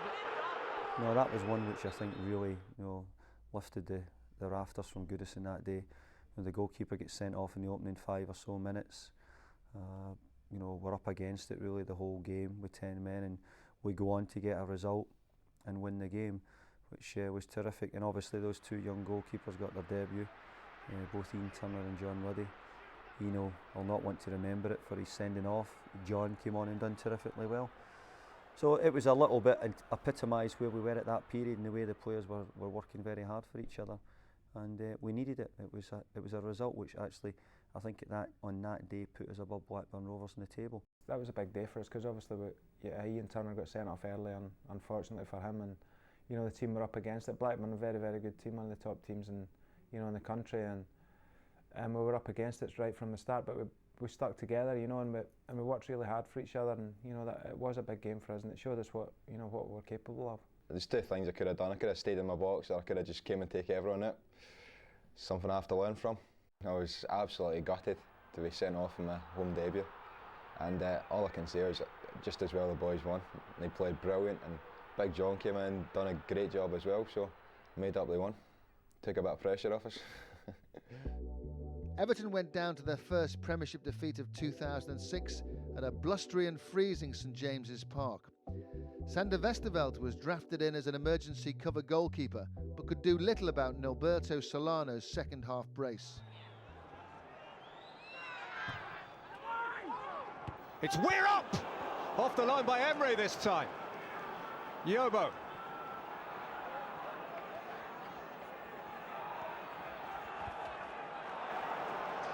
And you could see before from that shot, it was always going to be attack from the players at the back. Emre doing his job, hugging that post, making sure that he doesn't let his team down. Arteta hit it well. Oh, good save too. He's got that in his locker, Mikel Arteta, and Sheikh Ivan has always had that in his locker. This is a superb strike. Great reactions from that man.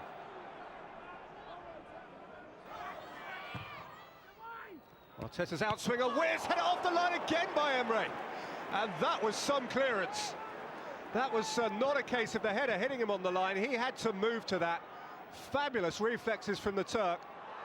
It falls nicely for him on his left foot. He gets across the marker, gets the header down, everything you'd want, but good discipline.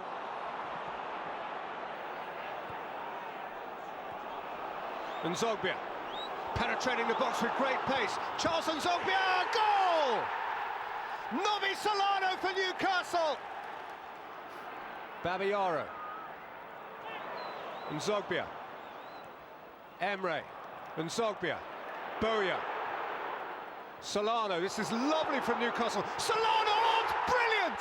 That is absolutely brilliant!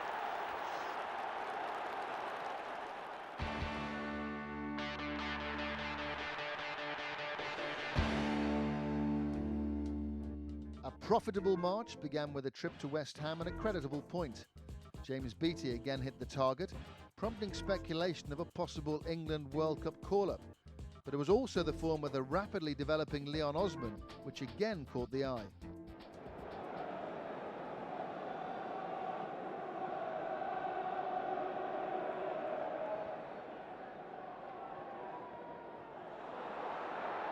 Harewood! What a start from West Ham United, ahead inside 10 minutes, and it's Marlon Harewood again.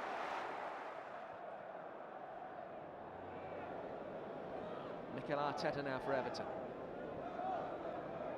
McFadden, lovely ball back to him. Arteta teeing it up, it's 1-1. A lovely goal. Leon Osman equalising for Everton. And a fantastic move. And a magnificent start to this game has seen both sides score in the opening 20 minutes. Lovely build-up play, and he thumps this in. Shaka Hislop, absolutely no chance from there. But great play from Arteta, lovely layoff. And Osman does the rest. More goals to come, I feel, Jim.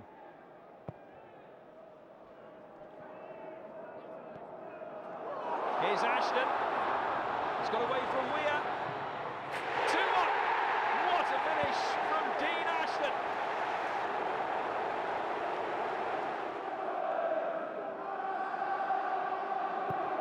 Then from Valente. Beats Scaloni. Beattie gets an opportunity and scores! West Ham really impressed, self-destruct, victims of their own downfall there. And Everton are back on level terms again, and a goal has been coming.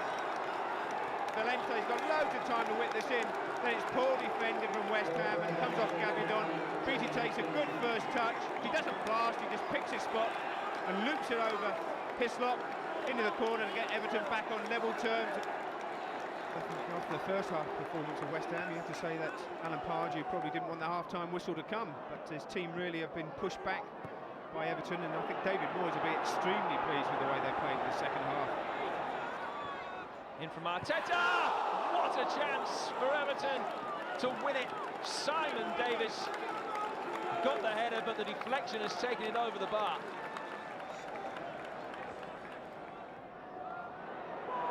Space for Kilban now. Can Everton win it in stoppage time? Can it? Kilban across the face of goal! And it's only the side netting from James Beattie. How on earth did he miss? Well, it's great build-up play. Kilban comes in, really hits it with pace. If he just tried to pick him out, I think he would have scored. And David Moyes down on his hands and knees. The Blues equalled their best home win of the season to date with the visit of Chris Coleman's Fulham to Goodison Park. It was a match marked by some scintillating football and two superb goals. It demonstrated the potency of the Beattie-McFadden partnership at its very best. Nuno Valente looking for Beattie. Beattie's got goal side of Knight. Is that a penalty? He's awarded it. Everton have the penalty for Zat Knight's foul. Knight, wrong side, was in no position to make a challenge here. Beattie steps up and Beattie scores. Everton lead by 1-0. Fulham's wretched away form continues. Steps up, just closes his body at the last moment.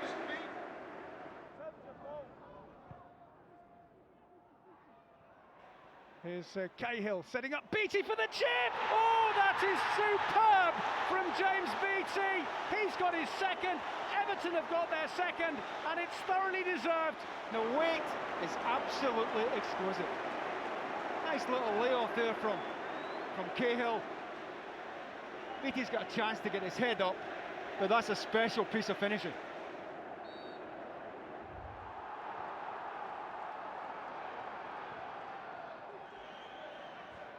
Beattie to McFadden. McFadden! Oh, that's another fantastic goal! And Everton have wrapped it up now. Wonderful left foot volley by the Scotsman. And Everton are home and dry. And it's a nice range to get it up and get it back down.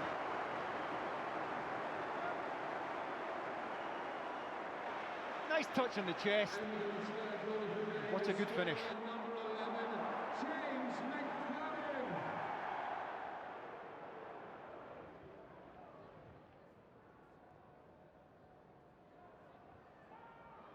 Here's Collins John anyway. He's gone down in the box, and Uriah Rennie has awarded Fulham a penalty.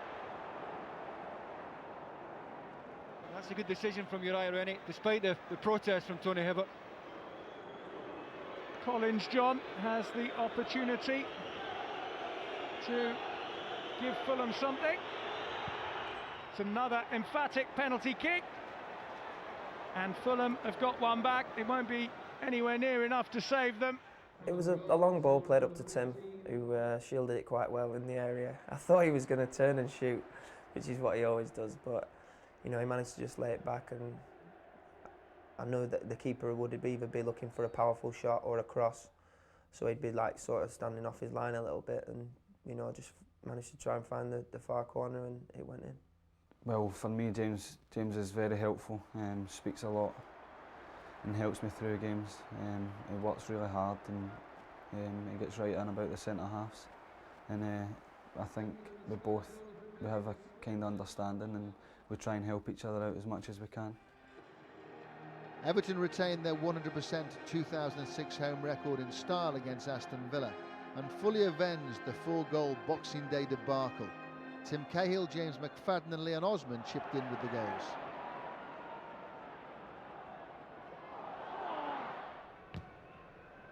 Stops free kick. And the hit, oh, what a goal! What a goal from James McFadden! Big diagonal ball. James Beattie pulling away, getting a running jumper hit, knocks it down. And there's McFadden with a fantastic finish off the end of it. Anticipates the knockdown, gets onto it very quickly.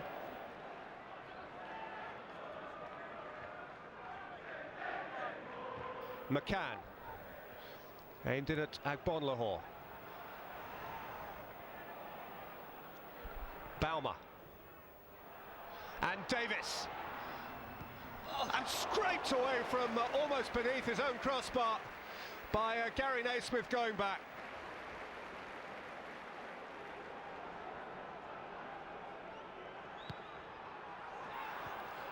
Off the line again, and then thumped back in by Davis, who is denied for a second time inside a minute. Well, there's the value of players on the line. There's a Davis strike, and there's a second clearance. Neville's throw flicked on and hit both posts, and finally turned in for Everton by Tim Cahill. Well, it was like slow motion.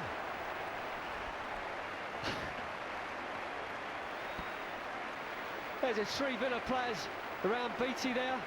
A little nick on from Arteta. A goal scorer who loves those types of situations, getting in there to finish it off.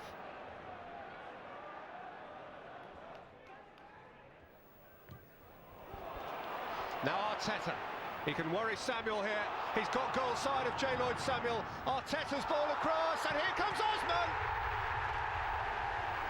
Everton 3 to the good before half-time. Leon Osman, the job is more or less complete. Chimes is running behind J. Lloyd Samuel, just slows it right down and goes quickly. Just lulled him into a false sense of security, but there's Osman coming off that right-hand side, making up the ground to get his goal. Fantastic. An ashen-faced chairman, Mr. Doug Ellis.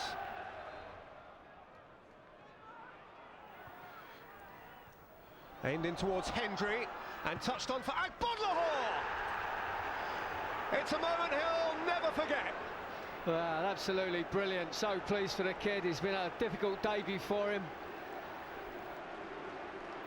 Helped in to Hendry. He turns it round the corner. It's a very acute angle. You have to feel the goalkeeper maybe should do better here. Goes under his body. Melberg thumps it long. Cahill's been caught by Melberg.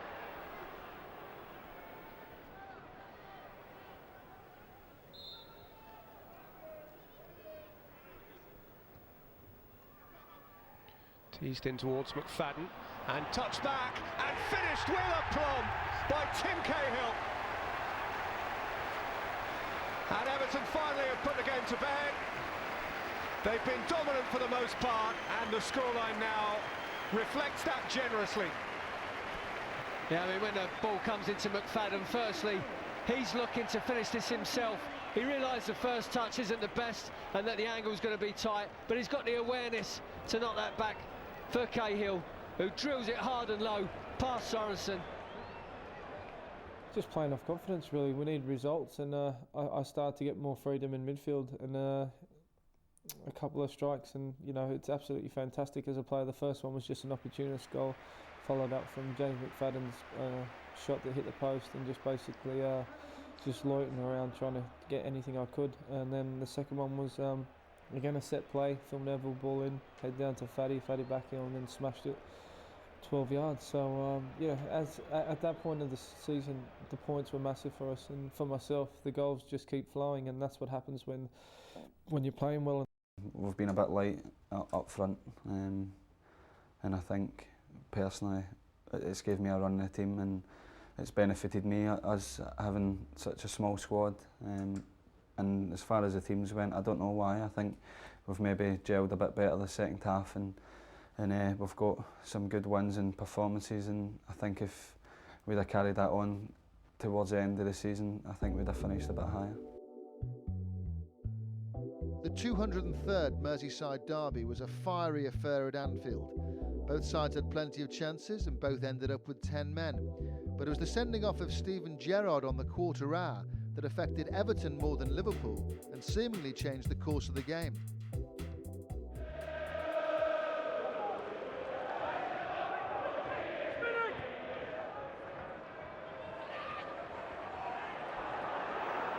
Here's Cahill.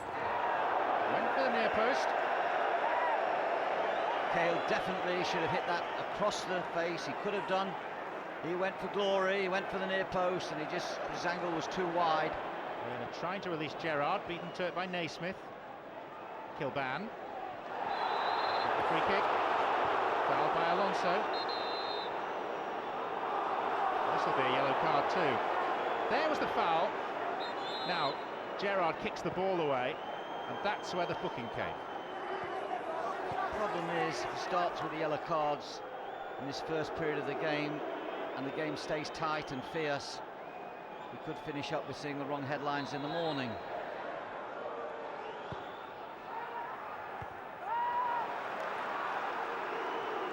Here's Neville. Kilban. Oh, and another foul right under the nose of the referee this time. Again, Kilban the victim. This time the perpetrator was Gerrard. Well, he's produced a yellow and then a red, and Steven Gerrard is off. No wonder the Everton fans are cheering. He must have thought that he lunged, he jumped, but that really has changed the whole momentum of the game.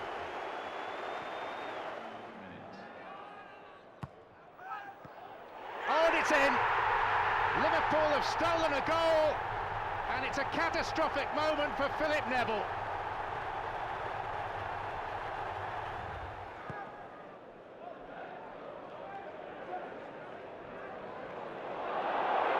Here's Garcia, over Richard Wright, and it's 2 for...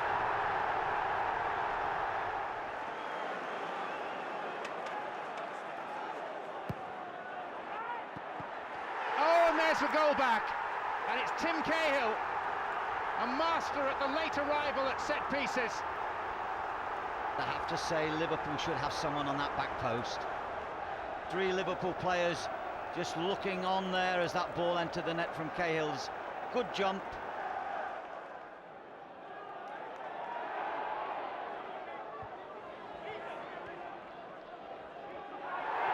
Oh, Xabi Alonso caught by Van der Meyde.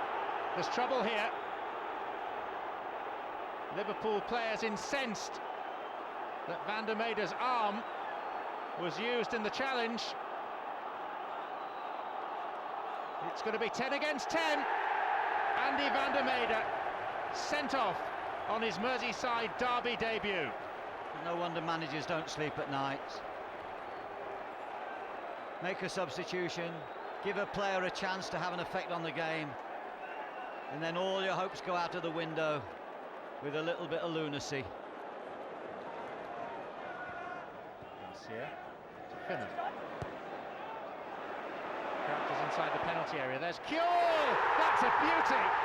And that wins the derby for Liverpool. The derby games have been very disappointing. Obviously, they're huge games for everybody, and there's an awful lot of tension. And probably one of the biggest disappointments would have been our performance at Anfield, because we were in a really good run of form at the time, and we went there full of hope that we would continue that. Steven Gerrard gets sent off early, and you think, well, that gives us an even better opportunity. But we didn't perform on the day, and unfortunately sometimes that can happen in derby matches. I don't think either team played well actually, but at the same time Liverpool obviously did better than we did. Despite the disappointing defeat at Liverpool, Everton were now in the Premiership top 10, and they'd picked up 7 points in March. The thoughts of the most optimistic fans had even begun to turn towards grabbing a UEFA Cup place.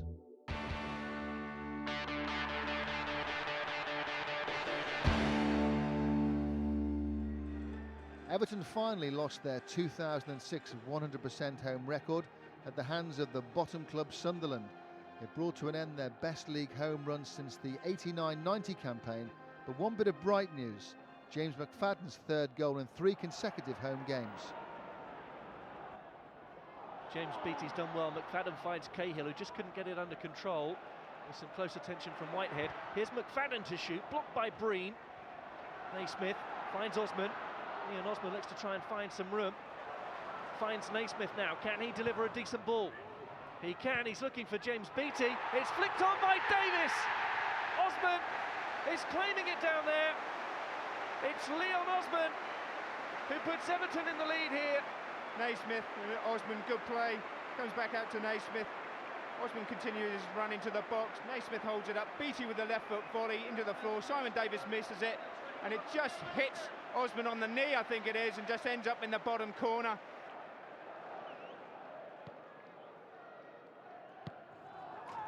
Here's the Sunderland corner, glanced on and in! And there's the goal that means so much to Sunderland. John Stead finally ends the goal-scoring drought.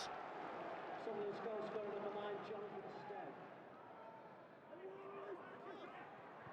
Flicked on here, and here's another chance for Everton. And it's McFadden who beats Davis. And Everton lead once again at Goodison Park.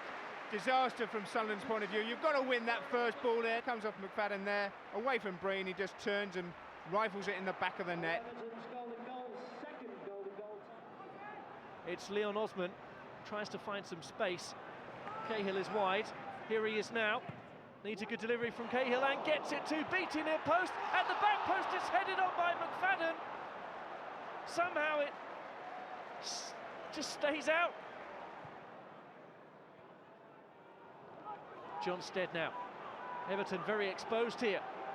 Anthony Letalek in acres of space. Can John Stead pick him out? There was an early ball on there for him. John Stead still has it. Arteta is back. It'll be whipped in now. Looking for Letalek. Looking for Rory Delap. A late equaliser here for Sunderland. And Rory Delap gives Sunderland possibly a stay of execution here. Leon Osman forward. Can he get the ball back in? He can! Phil Neville's shot is blocked away.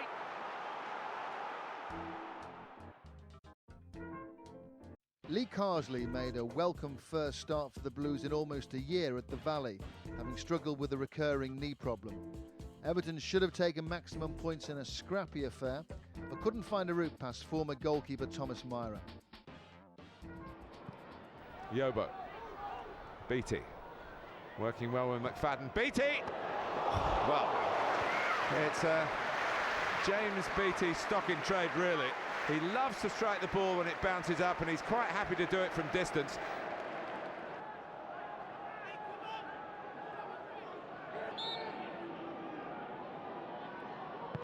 But he does put it into an area where any sort of touch might suit Everton. Comes back out to Hibbett, who has never scored, and he's approaching 150 games for the club. But he kept it down well, watched it all the way. Good power in it.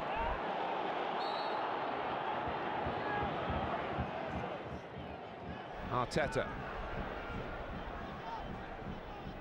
Osman. Forging his way beyond Hariderson. Here's McFadden. Take on Sorondo and get a shot in, but it's not a very good shot. But again, the initiative with Everton. Good play from McFadden, comes in on his stronger left foot, but just cuts across the ball and can't hit the target.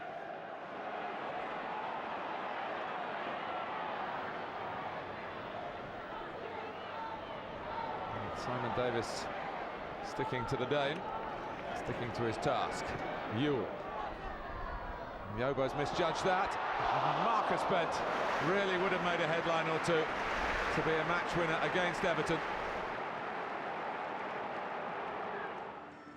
The first home defeat of 2006 came at the hands of Europe chasing Tottenham. This defeat also effectively ended any faint European qualification hopes that Everton fans had been clinging on to. Philip Neville. Played for Keane. Here's Robbie Keane. And the follow-up from Genius, but maybe the penalty's been given by Howard Webb.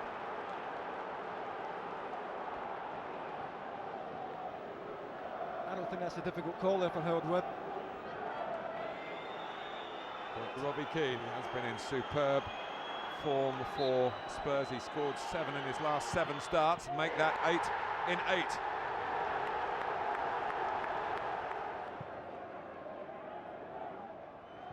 Keane trying to restore some order. And plenty of support. Defoe for Gina. Spurs are in. Great stop by Richard Wright. It was a wonderful save. Lovely football by Tottenham. They're flooding forward here. He's got a pass in his left-hand side. Never going to take that option, O'Genius, when he sees Richard Wright. Well, a break of real quality and class from Spurs early in the second half. Oh, and it's a gift for Defoe after Naismith. He's got away with it, Gary Naismith. I just wonder if he's trying to cushion that back with his chest and it comes off his face. It's another terrific save from Wright, who's out quickly.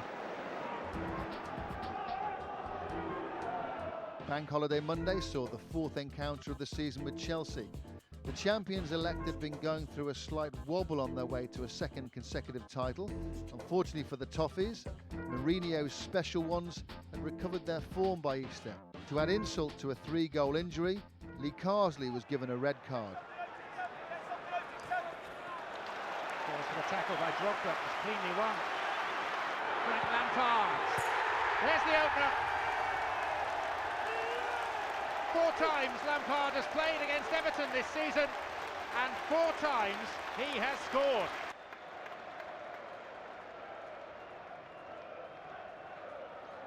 Still no substitution.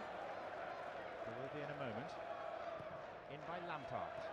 Oh, good header. Emphatic header by Didier Drogba. Chelsea double their lead.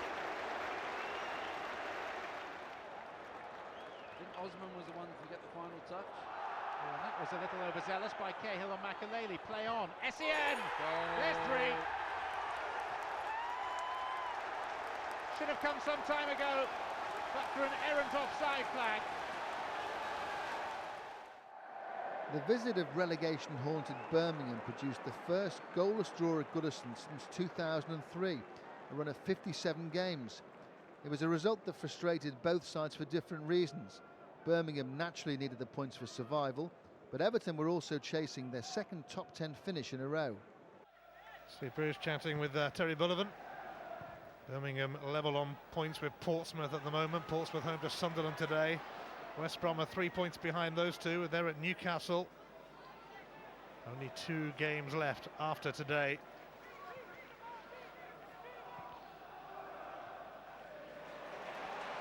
Phil Neville on the rampage forward again, and coming within inches of scoring his first goal for Everton.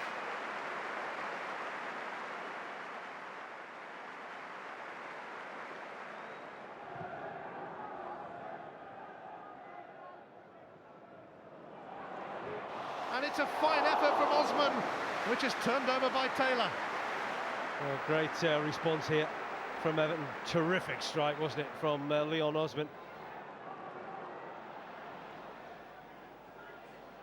Cahill, Osman. Beattie had pulled out wide, but he's got a few to aim for. And Naismith! Gary Naismith's header turned over by Taylor.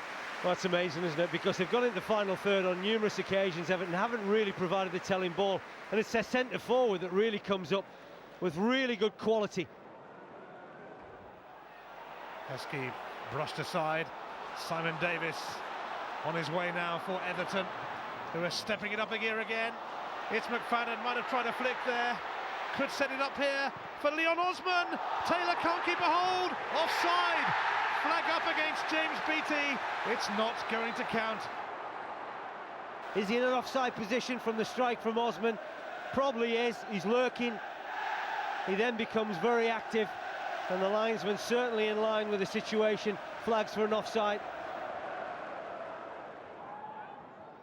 Oh, it's Leon Osman, who had a high boot, although the handball's been given against Cunningham. Well, he just throws himself into the action there. Yes, it's take 2 from this position for McFadden.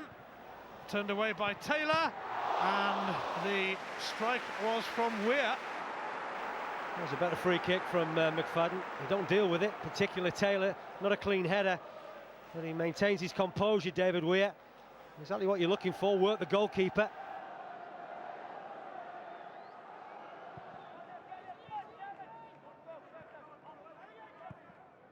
it's not really about the performances and how well you play. It's about what points you pick up at the end of the 90 minutes. Osman, that's going to be a free kick, and he Cunningham conceding another one, and it's a yellow card for the Birmingham skipper.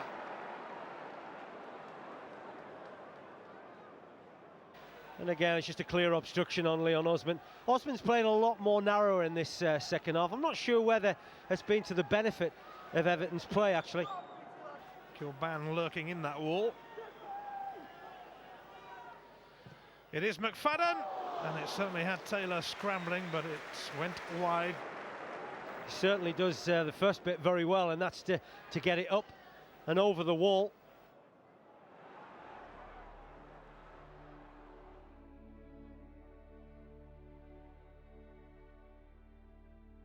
Before the next game, Everton received the heartbreaking news that one of its true legends, Brian LeBone, had passed away. A lifelong Evertonian, Brian played 534 times for the club, and amazingly, he was only ever booked twice. He was one of the most popular players to ever wear the royal blue jersey. He'll be sadly missed.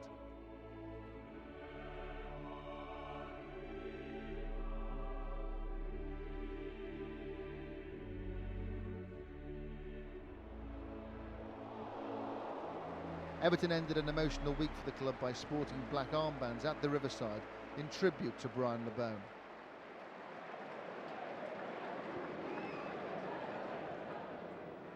James Beattie standing over it, so too Andy van der Meijden.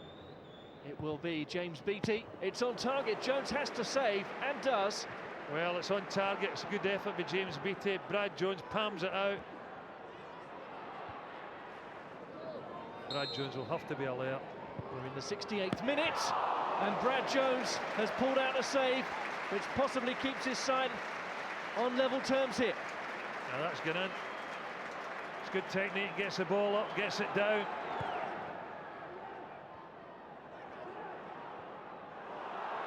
Here's Yakubu, big chance now for Middlesbrough. Still Yakubu! Oh, just wide from the Nigerian, and it's the best chance of the game. Clever little flick on, no room to shoot there, comes inside, Stubbs, Naismith, left-footed shot. Adam Johnson, fine delivery from the left side, looking for Yakubu and Katamol challenging. Everton emerge, counter-attack is on, ball in behind, Brad Jones has committed himself, it's in, is it? Yes! James McFadden, with 2 minutes left in the game at Middlesbrough, scores a fine individual goal. Brad Jones, showing his inexperience age, should have stayed in the line, made McFadden's mind up for him. Yeah, I've scored a few. I think I could have scored a few more, to be honest. But it's nice to finally get a run of games and a run of games where I've been scoring goals. It's been a tough game. They fielded a lot of young players after the European exploits, and it was tough because they played well. And I think the goal, it just came through, they were attacking, and Ozzy's picked the ball up, and I've just ran, and he's put the ball perfectly into my path. Seen the goalkeeper coming out early and just decided to hit it first time, and thankfully it's went in.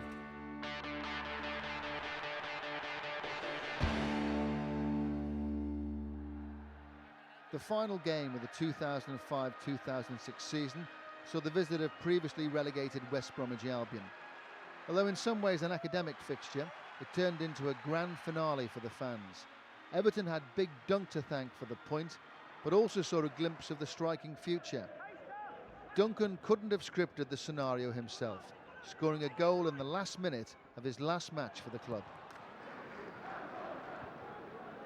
Stubbs forward, but Robinson can collect. Now Carnu, Greening outside him. Here is Jonathan Greening, who's been busy in the early stages of this one. Decent ball in, looking for Gira. What a goal! Zoltan Gira finishes it neatly, and the Hungarian does it again for West Bromwich Albion, his third of the season.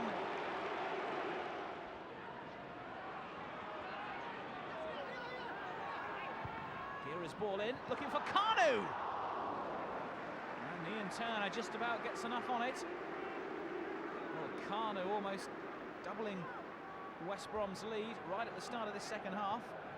Once again, Zoltan Gira involved. His ball in, and Carnu got something on it. Ian Turner did enough just to turn it round the post. That could have been good night Vienna for Everton if that had gone in. Still West Brom with a corner. Here is head up. Going to come from Martinez! And Williams Martinez on his full debut for West Bromwich Albion gives Everton a nightmare at the start of the second half, volleying home and doubling the Baggies' lead. Everton trailing 2-0 now at Goodison Park. McFadden.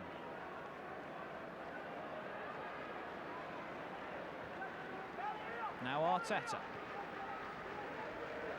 Nuno Valente. Ferguson. Back to Mikel Arteta.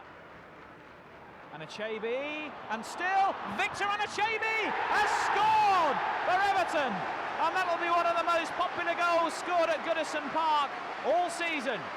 Great work by Victor Anachabi, who's looked a threat ever since he's come on, and he earns warm applause around Goodison Park. Victor Anachabi with his first goal for Everton. Lovely turn, and this time Kuszczak couldn't keep it out. And Everton break through late on at Goodison Park. Victor Anachabi with the goal. Just 7 minutes from time, and have Everton got late hope of getting something out of this match. Anachabi with the goal, and didn't he enjoy it? Ferguson jumps with Davis. No foul, says Alan Wiley. Arteta challenges and does well to bring in Nuno Valente. Valente's ball in, and Anachabi challenges. Was that handball against Robinson? Back by Ferguson. Arteta still going. Was that a foul on Arteta? It's a penalty to Everton. Mikel Arteta is fouled. And what a conclusion to the season here at Goodison Park in the very final minute. West Brom appealing to referee Alan Wiley, but after appeals for a handball had been turned down by the referee, the foul was given.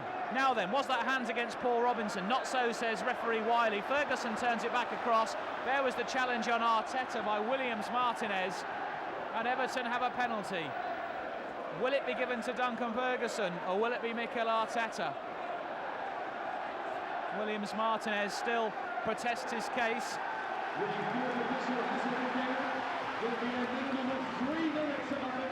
Duncan Ferguson has been given the penalty in front of Gladys Street. A great gesture by Mikel Arteta.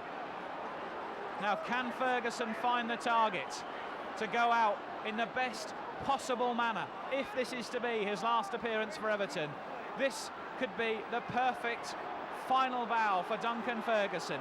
He hasn't scored this season, but he has the chance of giving Everton level terms here at Goodison Park. A booking issued by Alan Wiley just before this penalty is taken. We're going to have 3 additional minutes. Can Ferguson level the match? Ferguson, it's saved, it comes back, and it's gone in, and it's Duncan Ferguson. Who else? Who scores? 1 or 2 fans on the pitch in adulation, but it's Duncan Ferguson who follows up to ram the ball home. Ferguson, the hero for Everton after Kuszczak had saved the penalty, and Duncan Ferguson makes it 2-2.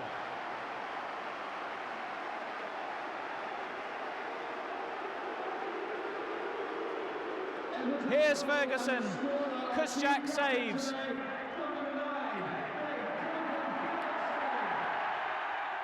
You know, to finish in the way it did was disappointing, as much as that we wanted to be higher up the league. But we knew that if we could win in the last game of the season, we'd go 10th, and we weren't able to do that. But on the positive side of it, you know, we were 2-0 down, and you know, in the last minute, Duncan gets a penalty kick in what was his final game, and scores not the first one, but scores from the rebound. So it was drama right to the end, and really, I think if the game could have been 3 or 4 minutes longer, we probably would have gone and won the game. So Everton finally finished in 11th position. It was always unlikely to be an immediate repeat of the Champions League qualification year, but the club made a great recovery after the disappointing start and performed much better in the second half of the season, a fact that can only bode well for the future.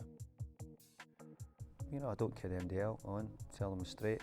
I'm disappointed we didn't finish higher up, but you know, people at Everton I'm not saying they're used to it, but they've been here many times before. So there's no magic wand. You know, we'll always continue to do our best, and that's the way it is. Everton's a great club, great traditions, but you can have all them, but you have to have a great team if you're going to get results, and we've tried to get that team. We certainly didn't look at the season as being a transition season. Obviously we knew that there were going to be some changes, but there are at all the clubs. We had looked on it as a season to hopefully build on what we had achieved last season.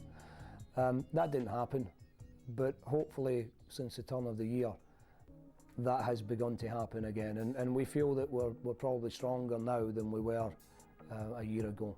A couple of seasons where we've been challenging at the top half of the league, and you know that's where we want to be every year, and that, hopefully, you know, next season that's going to be the same case. You know, where we're challenging the right end, Champions League, Europe, you know, and that kind of games rather than the relegation battles which Everton have been associated with in the past. You know, we don't want to.